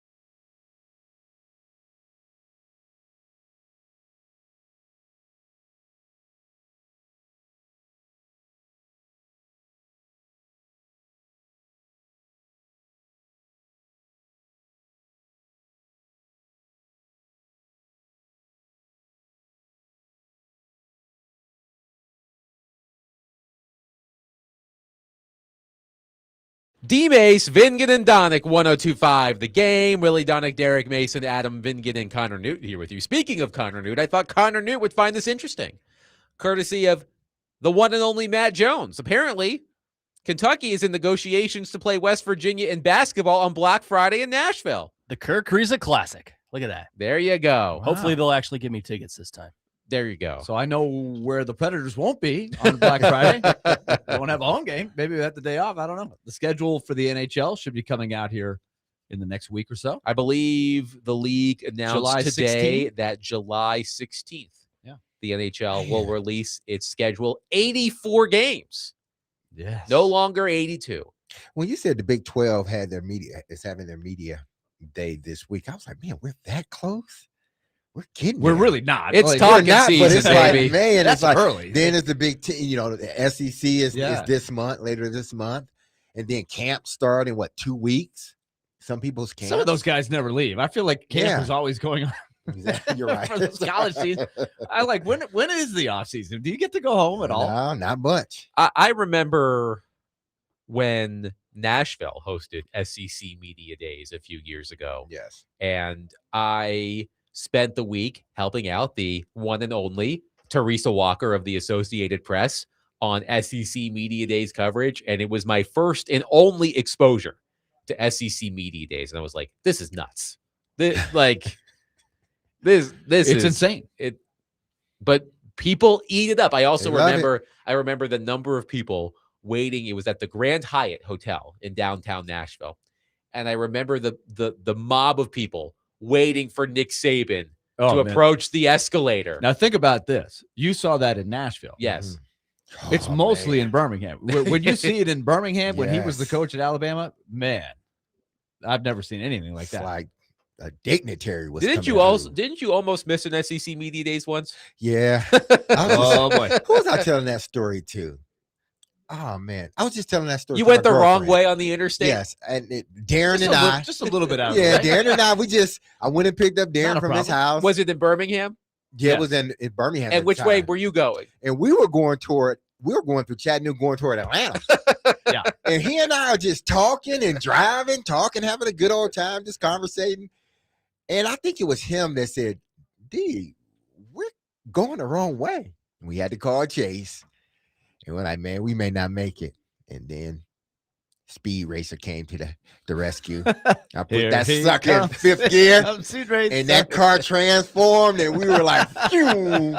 Only thing you saw was a black spot of my BMW just rolling down the highway. Thank goodness, So or just thank kinda God we got just there. kind of went on right time. and then left. Did you go to Yeah. 59, I guess, to get from Chattanooga? Yeah, we kind of, I forget, yeah, and we kind of cut over. So you got But there. thank the good Lord that we made it safely, and we had time to spare. The three biggest circuses I've ever seen at SEC Media Day in the category of the can you get a glimpse of Nick Saban? But a couple of the other ones, when Johnny Manziel had the whole thing where he left the Manning camp early, that was the biggest zoo that I've ever seen there. And then the other big one was when Philip Fulmer was given the papers. He was subpoenaed. The whole battle between Tennessee and Alabama over a recruit. I mean, it got nasty. And he was walking out of there. He did his thing. He did the dog and pony show. And then as soon as he left, boop, here are the papers. That was a big, big story. He was served at He SEC was Media served. Days? Yes, he was. Oh, okay. Was it like, Mr. Fulmer, will you sign this? You've been served. Sure, kids. It wasn't that far from You've that. been served. Oh, man. So last night, a disappointing result for the U.S. men's national team. A 4-1 loss to Belgium in the round of 16. Yet another round of 16 loss for the U.S. men's national team. And we got a text earlier. And I want to talk about this. We were planning on talking about this anyway, because I want Derek's opinion as a professional athlete. Chris on our text line said, do you guys think the president had anything to do with the outcome last night? Remember, the only game the Knicks lost was the one that he attended. I don't know if that jinx is real, but he kind of cast a dark shadow over the thing. They said you jinx people, so they gotta believe it's that real is true. too. Yeah. But earlier today, I saw a post from Shane Ryan, who is a golf reporter, apparently a New York Times bestselling author as well. And I thought, I wanted Derek's opinion on this. Shane Ryan posted this quote: "People will think I'm crazy for this take, but I'm a big believer in the psychological impact of narratives on teams. Yes, Belgium looked so much better tonight and we looked lost, but this team had a boatload of good vibes behind them. And in the last 48 hours, that vanished. And replacing it was a story of implicit political corruption that turned them into the bad guys, or at least the beneficiary of the corruption. You can't tell me that doesn't put pressure on the team, change the vibe, and take a psychological toll that impacted what happened on the field. American fans, serious and casual, should be pissed at this interference. We overturned a red card, and our reward was losing what made this team so much fun until now." I'm focused specifically on the idea of the vibes, because that was talk throughout this run. The vibes are great for this U.S. team. But Derek, I want you to, I would love for you to take us into the mind of a professional athlete. Maybe there was a story from your career that is along similar lines where something happened, the narrative shifted, and it just took control of the team. The vibes were off, and it ended in a disappointing result. I just, as someone who played the game at the highest level, how much of a psychological impact do you think all of the storylines around the U.S. men's national team played in their performance last night? If you don't think it did, then especially at this level, because what do we hear coaches say every time? Do not give anyone bulletin board material. Don't say anything, because they understand what it can potentially do for that team and what it can do to our team. Because ultimately it's like, listen, you're writing a check that now we got to try to cash, and you're saying things or putting things out there or changing the vibe. Now we got to come to the rescue, so to speak. Now this pressure and this attention is brought toward us, attention we don't need. That's like coming off the practice field, doing an interview, and then you asking me about something that somebody else did or said. It's taken away the energy from the team. Now, whatever story has become bigger than what the team is trying to do. So, hell yeah, that alters games a lot. I do believe that's why coaches are like, listen, be careful what you say in the media about your opponent. Now, some guys nowadays, they just say whatever. But I think once you have something good going, you try your best to keep it going and try for nothing to come into the locker room and disturb that. And there has been countless situations where it has disturbed not necessarily the game, but it has disturbed the locker room, or it has disturbed the quarter, or it has disturbed, that particular drive because of something that happened on the sideline or something that happened in the locker room. Those things are real. That's why coaches try to micromanage everything, what people say. That's why a lot of coaches don't like when guys do podcasts and all this other stuff, because you're bringing unwarranted attention to our team that we don't need. The interesting you mentioned the podcast. Elliot Friedman said today, talking about the Ottawa Senators, that one of the reasons they were quick to move on from Brady Tkachuk and didn't try to hold him, the podcast was becoming very noisy. He does a podcast with his brother. Yeah. But Derek makes great points on the American side. I would only add, if you're playing in the Premier League, if you're England, it just goes with the territory. You know that you are under the microscope every day. So a big story like that, it's not that different than everything you deal with every day. But for those U.S. players who mostly are not in that league, not in as big a league, they've never played in a game that big, to throw that on top of it, to think it didn't maybe have some factor, I think you're definitely being naive. And then what psychological edge did it give Belgium? Oh, it motivated There's no them. question it You could tell. motivated them. So it was not. Look, we'll never know the answer of exactly. You can't quantify that, but it did not help. It was a factor. They always say, listen, let a sleeping dog lie or let a sleeping bear lie. Just leave it alone. Don't do anything. Let's just continue with our business. Let's do what we've been doing, and we've had success. When you start doing other things outside of that, or you start creating things outside of that is counterintuitive to what we're doing, it does mess up the flow and the vibe of what's going on in the locker room. That's why, again, it's when you walk to those locker rooms, everybody has problems. Everything is going on. A lot of things are going on in people's lives. You take that suitcase and you set it right at that door. And when you walk through this building, we all have a job to do. You can't let those, and sometimes it just infiltrates the locker room, and we get it. But you try to minimize it as much as possible. Hindsight's 2020, right? So it's easy to say this after they laid an egg last night. They were, the whole night was a dud. But it's also compounded with, it just doesn't look like a mentally tough team to begin with in the spotlight. They didn't look like that.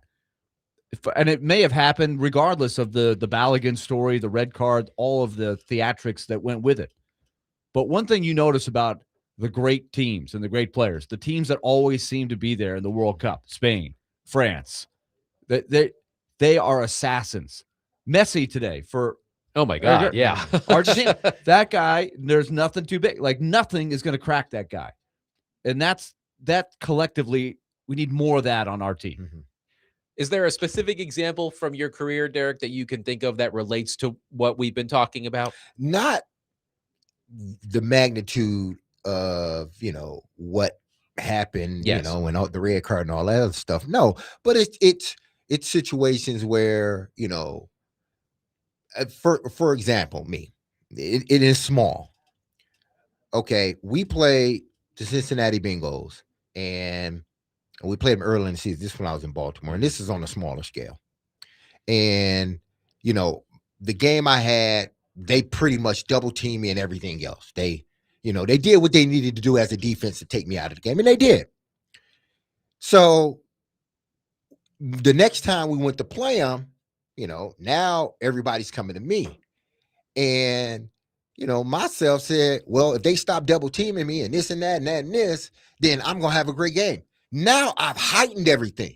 Now I got to go out there and play.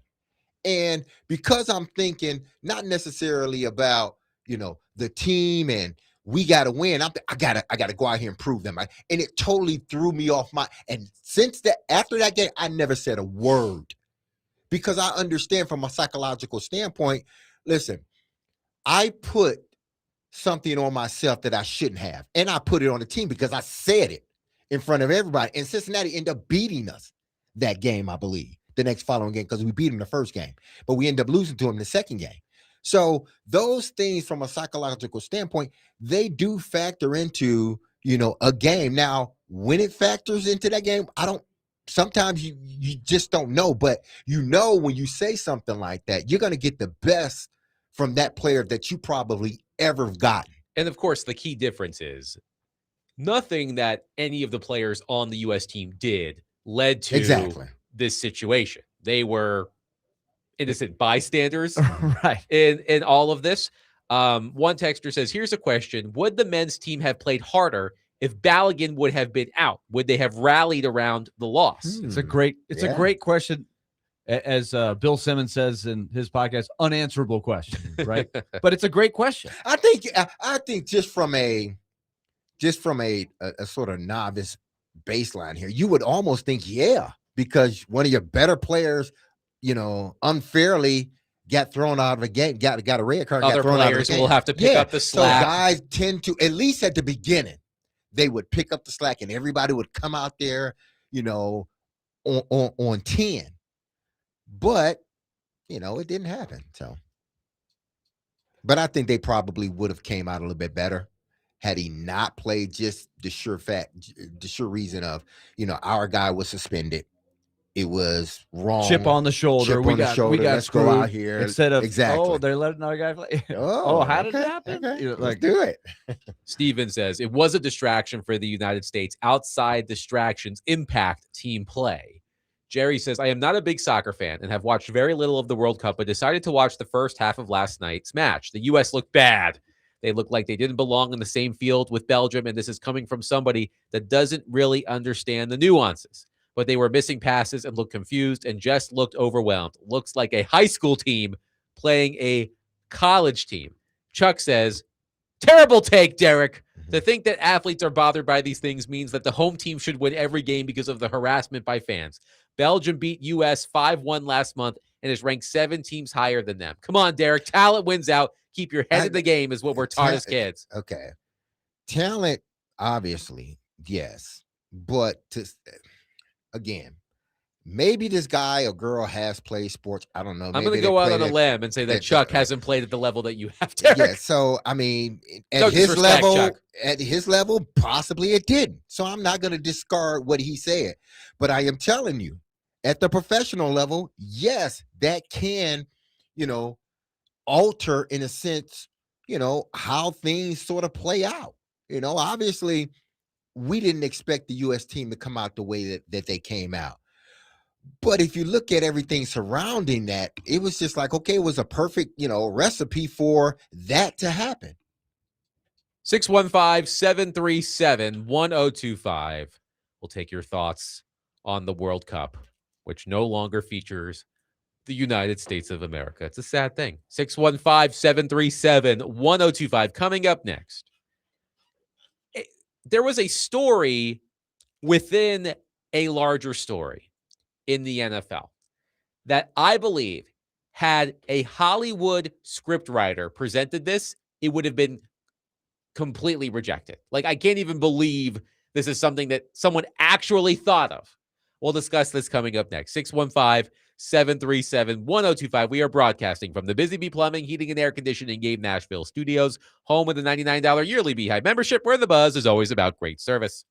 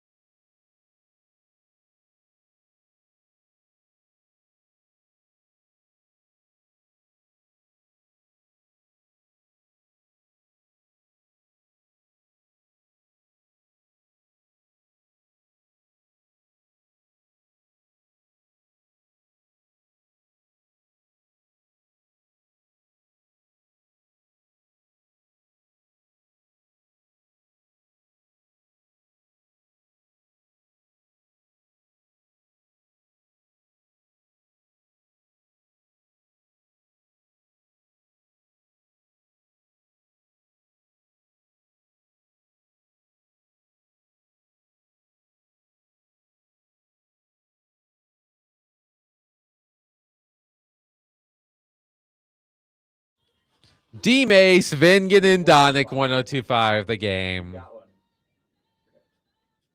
We didn't really almost have it all at the World Cup. Well, but we're just going to go with the vibe. Yes. But, you know, gotta go with it. I had pause. I was listening to the pregame show. I was geared up. They had Samuel L. Jackson reading off like the narrative of, all these highlights, just hyped up. I'm getting goosebumps. And they're like, Terry, what do you think? Like it's like, what's the last word before they send it up to the booth for the national anthems and all that? He goes, I want to see, like he kept talking about the Belgium, the veteran guys, the guys who play in the big leagues. And he knew this is going to be the best team that the U.S. had faced. And it's a little bit like a we'll see. So it wasn't like, yeah, the U.S. is great, they're going to win. I was like, I thought we were supposed to be better than these guys. But he was really a good reality check. And he says, I want to see if they can beat this team. And then we can talk about whether they can beat Mount Everest, because there was all this talk about, well, they should get to the final 8. They're playing at home. I thought Thierry Henry was really, really good at setting the table. When he said that, I was like, I started getting a little concerned. Then, of course, right out of the gate, it starts. They just did not look like they met the moment in the least. So Seth Wickersham, veteran reporter for ESPN, spent the playoffs embedded with Sean Payton and the Denver Broncos. And I have yet to read through this entire story, but I look forward to doing so because, one, Seth Wickersham is a fantastic reporter. And two, you get the best stuff in these situations where a reporter can embed with a specific player or team for any length of time. But there was an anecdote in this story written by Seth Wickersham that I said before the break. If I was writing a football movie and I turned this script in and this part was in it, I think the person would say, yeah, that is the most unrealistic thing I've ever heard. Go fix it. This can't be in the movie. It's just out of the realm of possibility. All right, here he goes. From Seth Wickersham. His, meaning Sean Payton's, his friend Bill Belichick sent him bullet points that he used to give to his Patriots teams.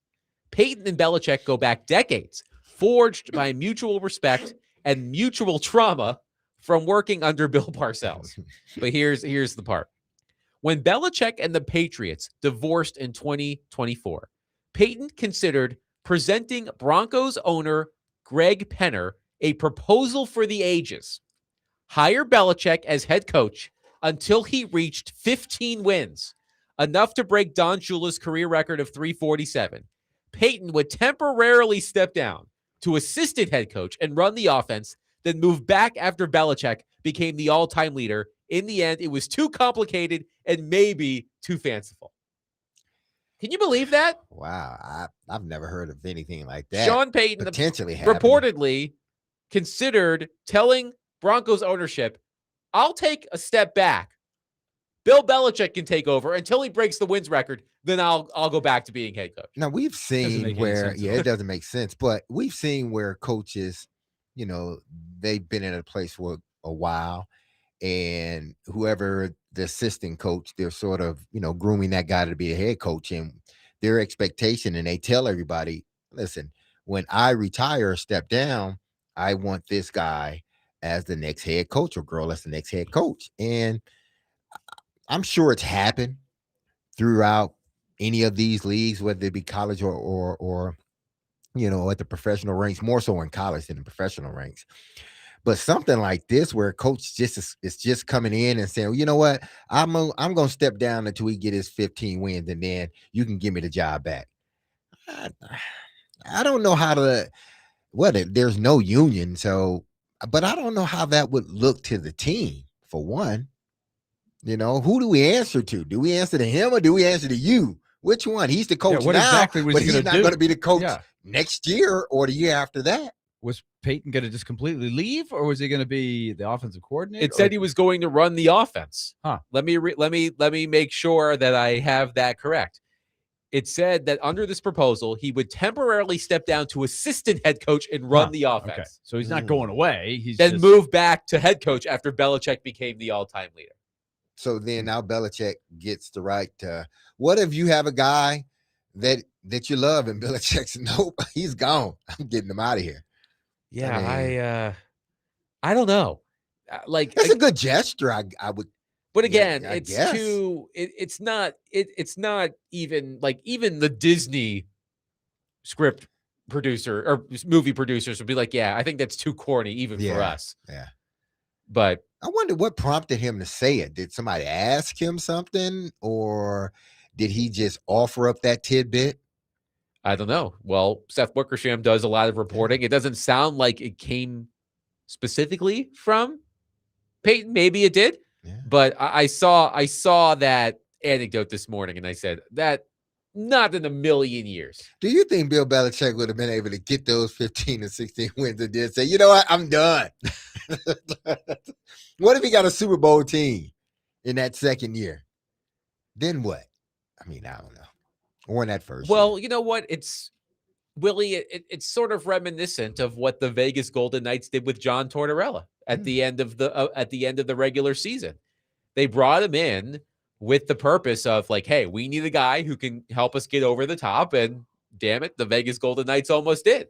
But when the Vegas Golden Knights hired their new coach, a first-time NHL head coach, they were like, yeah, we didn't want to put him in that position. We didn't. I think his name is Ryan Craig. We did not want to put Ryan Craig in that position with all of that pressure. So we brought in John Tortorella as a ringer to help us get through the postseason.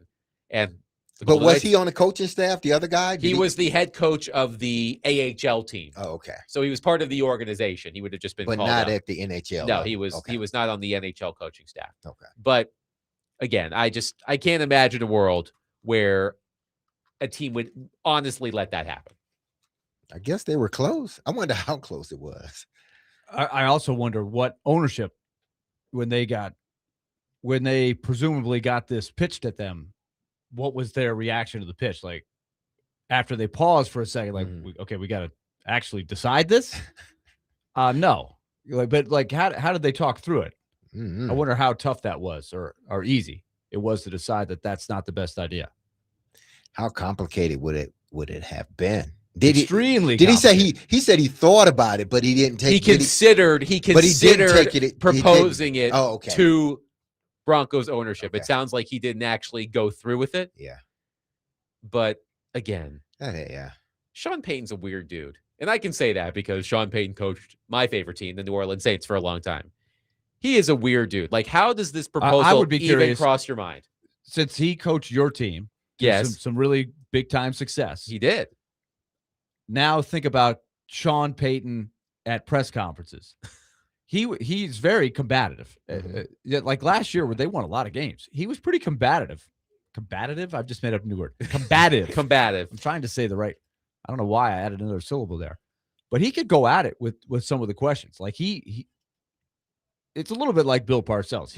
You have to be ready when you ask a question for him to fire back at you. Yes. So I'm curious how you would have. But I'm a Saints fan. But coach, you're my guy. We won a Super Bowl. Like, you can't come back at me like that. Well, you don't want to put that out there, because the people will think you're biased. Right. But again, Hollywood, I think Hollywood would throw you out of the room for suggesting that. Like, all right, guys, I've got this great idea for a football movie. No. Your request has been denied. You haven't even heard the idea yet. Hear me out, okay? This one coach, he's been run out of the league. He's considered by many to be the greatest coach in NFL history. He has a 24-year-old girlfriend. Yes. Well, yeah. Then Disney would say, absolutely not. Disney would say, what's the age difference between the two? Like 50 years? No, thank you. We're a family operation. But this coach, he's been run out of the NFL, and people think all of his success is tied to this quarterback he had. But then one other veteran coach says, you know what? I want to get him that record. I'm willing to put my ego to the side, and I'll step down temporarily for him to have the wins record. What do you say? No. You know how much of a thorn that has to be for Belichick to know that Tom went and won a Super Bowl with Tampa in the second year, and you got to the playoffs. That effectively ended the debate, right? Yeah, the Brady-Belichick debate. Brady went to Tampa Bay, won the Super Bowl without Belichick, and that was that. And then Belichick went to North Carolina, where he said they would become, or I think it was it Mike Lombardi said, we're going to be the 33rd NFL team. How did that go? I wonder if he thought that was really going to happen. From a structure standpoint, possibly, yes, y'all would be the 33rd team. But from a talent standpoint, no. Y'all not even a third team in your conference. Oh, you know me. I hate watched so much North Carolina football last year. And it was satisfying. But again, I saw that story. I saw that story from Seth Wickersham within this larger story. And I said, this can't be real. Are we starting to see more and more crazy stories like this coming out? Like, just like, why would you even want to mention something like that, especially if it didn't happen and it had no legs to stand on? But here's the thing about stories like that. When you are embedded with a team, it wasn't like it's buried in the story. Like that in and of itself is a major news story. Like, report, Sean Payton considered stepping aside so Bill Belichick could earn the NFL's all-time win record. But it's not even the biggest part of the story. I mean, there's a lot in there about the loss of Bo Nix right before the AFC title game. A lot of really interesting stuff there. But they were what? Is it a book or just a no? It's just a long article feature. Yeah, they were the first team to lose their quarterback right before the Super Bowl. I believe that is correct. Super Bowl. Yeah, I mean, that game was not enjoyable. That was also the game right during the ice storm here in Nashville. Yes. Oh man, believe me, I remember. So it was not a fun time, but yes, I just wanted to pass that story along because I did think that was really interesting. By the way, just a public service announcement, since you're probably listening to us on your drive home. Apparently, there are some major storms in the area, specifically south of Nashville in the Brentwood, Cool Springs area. So if you're heading in that direction, or if you're already in that direction, take it slow. Okay, be safe. I had an almost incident in the parking lot earlier today. In the parking lot? Yeah, I didn't fight anybody. Were you parked or you were parking? I was at the Y. Okay. Willy and I go to the same Y. It wasn't Willy's car. Okay. But there was someone parked really close to me.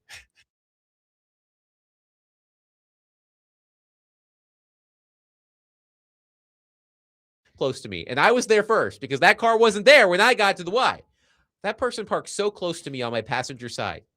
I had to go in through the back driver side door to put my daughter in the car. Like, I couldn't open the door to where her car seat locks in because this person parked so close to me. Oh, wow. I had to go the other way. I had to carry and that her. Parking lot isn't like, there are some parking lots where, like in parking garages, I'm like, man, the space narrow. There's not a lot of extra. The Y is not one of those parking lots. So somebody really had to. You think it was like one of these people that text the show sometimes and say, Adam, it's your fault. Peter Laviolette got fired. I'm parking right next to this guy. I'm not letting him get in his car. Yeah, I mean, look, I have learned that I have some sort of power. When I complain about something, usually things get fixed. I complained about all of the illegal parking on my street when Noah Khan was at Grimey's, and all of the tow trucks in East Nashville, they assembled and they came out for you. And they came out and helped me. Michael and Madison said, all I can imagine is Bill Belichick getting those wins. And when it's time for Peyton to retake his position, Bill looks at him like HAL 9000 from 2001: A Space Odyssey and says, I'm sorry, Sean. I'm afraid I can't let you do that. I can see Bill Belichick saying, no, man, this is a Super Bowl team. I'm taking them all away. 615-737-1025. We'll take your thoughts on anything and everything. We've had a full show today. World Cup. Mavrik Bourque joined the program. We talked about lots of things. If you want to complain about parking just like I did, you can do that as well. 615-737-1025. We'll wrap up the show coming up next. Willy Donick, Derek Mason, Adam Vingan, 1025 The Game.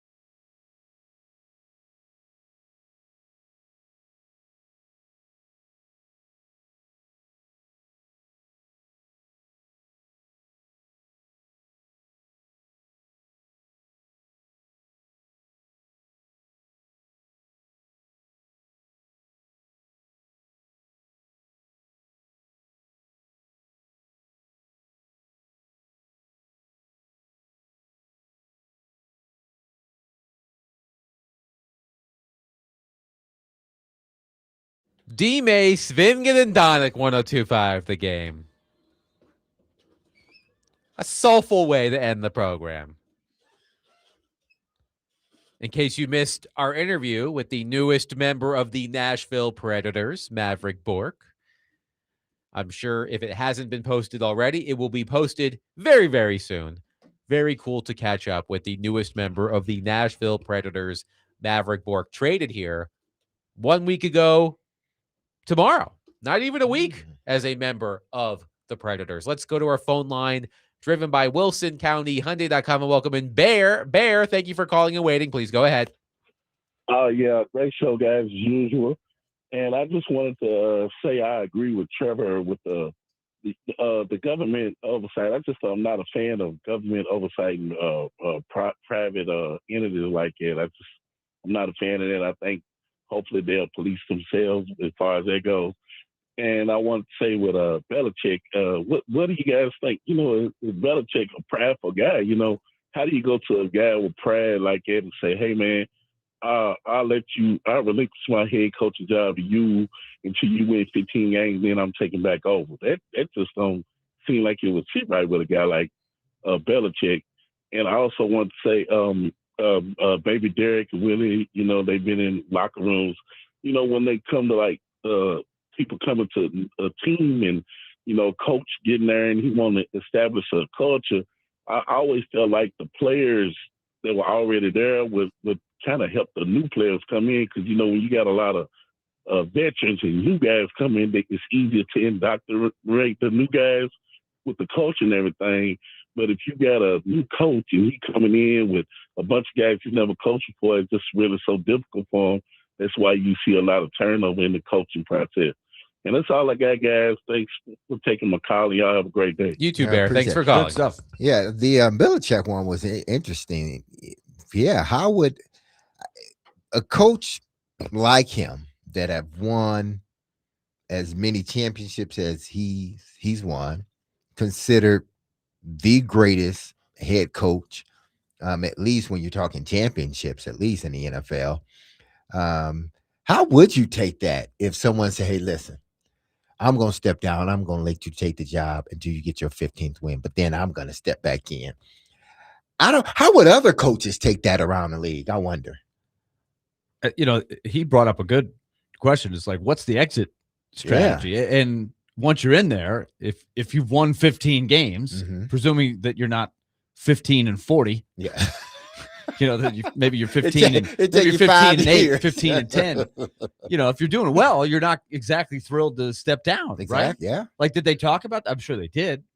What were the discussions between Peyton and Belichick? Was he's like, would Belichick be like, yeah, okay, regardless of what happens, if we're 15-0, I'll step away, like that? Yeah, it might sound like a great idea when you're sitting around and plotting it out, but the reality of that moment, that would be crazy. It just wouldn't work. Ron on my predicament at the Y parking lot today says, first, I'm going to say I would have dinged the mess out of that guy's car for being so close and left him a note saying, give me space. I wouldn't have dinged the car. No, not intentionally. Nah. Luckily, I mean, if you had intentionally, if you had to, then you had to. Oops, because my bad. If you couldn't get your daughter in from the other side, then you would have had to do something. But like, this is what I don't understand. Like, first of all, the person backed into a spot. People backing into spots. That's a pet peeve of mine. Hey man, that is the American way, backing in. Come on. No. Yes, it is. You don't back into spots. Yes, you do. I'm okay backing it. See, in the right circumstance. The only time I don't is if I got someone behind me. Yeah. If it's a madhouse, then I'm just pulling in. Yeah. And it's like, how do you get out of the car? See how close you are to the line. Be like, yeah, that's fine. I'm just gonna go inside. It must have been a very small person. Did they back in, or did they just pull straight in? No, I was parked in a spot where there was no option to pull through. Oh, so they backed into the spot. Oh, and saw how close. How did they get? I don't know. Yeah, you wonder. I don't know. Maybe they were a tiny person, but I could, like, the fact that I could not get my daughter in her car seat. Like, I had her in the car seat. I was trying to put the car seat into the car, and I was like, I have to go around. So was there anybody on the other side of him or her, whoever that person was? I wasn't. Oh, you weren't paying attention. I was blinded by rage. Because if you couldn't do what you needed to do, it had to be very difficult for them to get out. Did they climb across the seat I don't and know. get out the other side? Sometimes I'm like, if I had more time, I would just sit here and wait until they come back and be like, hey, what the I've hell's been waiting this? for you. I've Yeah. been waiting for you. Look at this right here. Yes. Like you wanted to go Larry David on him. Yes. Is what you did. Got Absolutely. something you want to say to me? Yes. Absolutely. People, I don't know. Oh, It was dumb. Let's go to Andrew on our phone line, driven by Wilson County Hyundai.com. Andrew, thank you for calling. Go ahead. Hey, guys. Thanks for taking my call in before the end of the show. Real quick, new Larry gets to go. It's hilarious. Give that a shot on HBO. So my question is this, kind of something I think about every year. After the revamp from the Titans and the Preds this year, I think it seems like they've both probably already hit rock bottom and they're on their way up. So whether it's in 2 years, 5 years, or more, or whatever it is, right now, what is you all's opinion on who is going to make the playoffs first, the Preds or the Titans, and why? I'll hang up and I'll listen. Thank you, Andrew. That is a popular question. Yes. We get that The a lot. playoffs, though, not the Yes, Super Bowl, not the Super not a Bowl, championship. just the playoffs. I think that's a very different question. Ugh. It's a I great would question. tend to believe, based on last season, that the Predators are closer than the Titans. I think to that- making And there's the more playoffs. slots. Yes. To be fair, it's Mhm. easier to make the playoffs in And hockey. although than we football. do see a worst to first Yes. seemingly every year in the NFL, someone going from the bottom of the division to the top, it's hard to imagine a 3-win football team being that close to the playoffs right now. So I do think the Predators are the answer right now. Mhm. I do think as time goes on, it moves towards the Titans than the Predators because presuming they make the right choices. That's Yes. yeah. yes. But That's- yeah, that's a big F. The Titans are going through a full rebuild, and it's not something they necessarily chose to do. It just sort of went that direction. Their window closed, and they had to start over. The Predators have done what we've talked about a whole lot. They have not gone all the way down to the bottom to get back. So they're more equipped to make the playoffs in a league that has more teams percentage-wise get into the playoffs. But they're rebuilding in their own way. It's just not a breakdown, total teardown rebuild. But would you say, even though I do believe the Predators are closer to making it to the playoff than the Titans, I think the Titans will get there eventually. I think they're going to be much better than they were last year. But even though that I believe the Predators are closer, do you think it would, in the long run, because of how football is, it's easier to break it all down in football and build it up quickly than it is in soccer? I mean, not soccer, but hockey. The thing you have going for you in the NFL is 4-team divisions, and the rest of the division could make it so it's a much more winnable division. And there's a lot of variance from year to year. In hockey, the Predators play in the toughest division in the league. Mhm. Would you agree with that, Adam? Is it year in and year out it may not be this coming year, only time will tell, but most years, the Central is as deep and talented as any division in the NHL. Certainly this past season, I mean, 3 of the top 7 teams in the NHL this season were in the Central Division. Colorado, of course, had the best record. Dallas was 3rd. Minnesota was 7th. And that does play a factor into it. I'm sure Chris McFarland is considering that as he weighs his options. He knows, of course, he knows Colorado intimately, but having been in the division, he knows Dallas and Minnesota well as well. So I'm sure as he tries to figure out what to do, he's keeping in mind what paths those teams are going down. By the way, I do want to say this quickly. We were all feeling a bit down last night after the U.S. men's national team lost to Belgium. But the Wet Blanket Award goes to Adam Schefter, who posted shortly thereafter, 1 month from tonight, Thursday, August 6th, the Pro Football Hall of Fame game, Panthers versus Cardinals. Is that a threat? Do I need, like I know he was trying, like, hey, football's around the corner 1 month from today. First of all, I almost never watch the Pro Football Hall of Fame game, even though it's the first quote unquote real football we see in a long time. Panthers versus Cardinals, pass. Nobody's gonna. It feels like a nobody's threat. gonna You play. can tell me it's a rematch of the Super Bowl teams. I would not care. It feels like a threat. Like because we know 1 all month from this today, stuff you Thursday. can watch the preseason version of the Arizona Cardinals. And if you're really wacky, you can gamble on it. Do they take bets on that? Oh, heck yeah. Preseason football? Of Why course. would you? People haven't made a bet on an NFL game since the Super Bowl. They can't wait. Oh my Preseason? God. The addicts, the crazy Knicks. I shouldn't say addicts. Yeah, the addicts, but I did say it. I know what you mean. I know what you mean. But you're playing all. You're really your Right. all your backups. are playing. Exactly. Like you have a problem. That- with your that gambling on should be game. illegal. You have a problem. That should be illegal. It's not. You should not be able to bet on Yeah, you preseason. should. You saw NFL. what Brandon Sorsby was betting on. I He was betting on know. ping pong games and stuff. But preseason football. Something in Turkey he bet on, didn't he? Turkey. Turkey A. Yeah, get it right. Wesley. Speaking of things we learned during the World Cup, Roman Yossi is a very happy man right now. The Swiss The advance. Swiss have won. The Swiss have pulled off an upset over Colombia.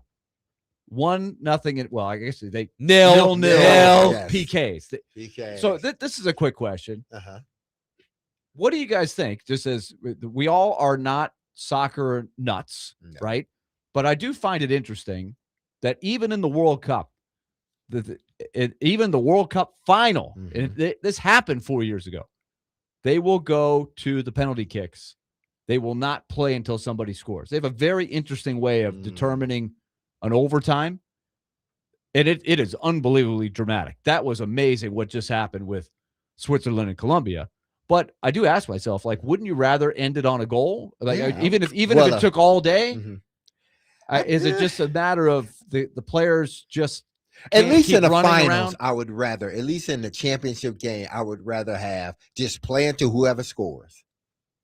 I can understand why they Well, do soccer PKs now isn't because as you got so many other games after I mean, that. God, imagine running up and down that field for an unlimited amount of time. Like I don't know if it's physically possible. Somebody give up, and the goal will be scored. All the players just collapse. There's one guy left with 1 ounce of breath in his lungs. But in hockey, that's what they would do. They would play until the last man is standing. They Yes. would do that. It's just interesting how people do it differently. Another little nuance here, like in hockey, if you win the shootout, the team gets a goal.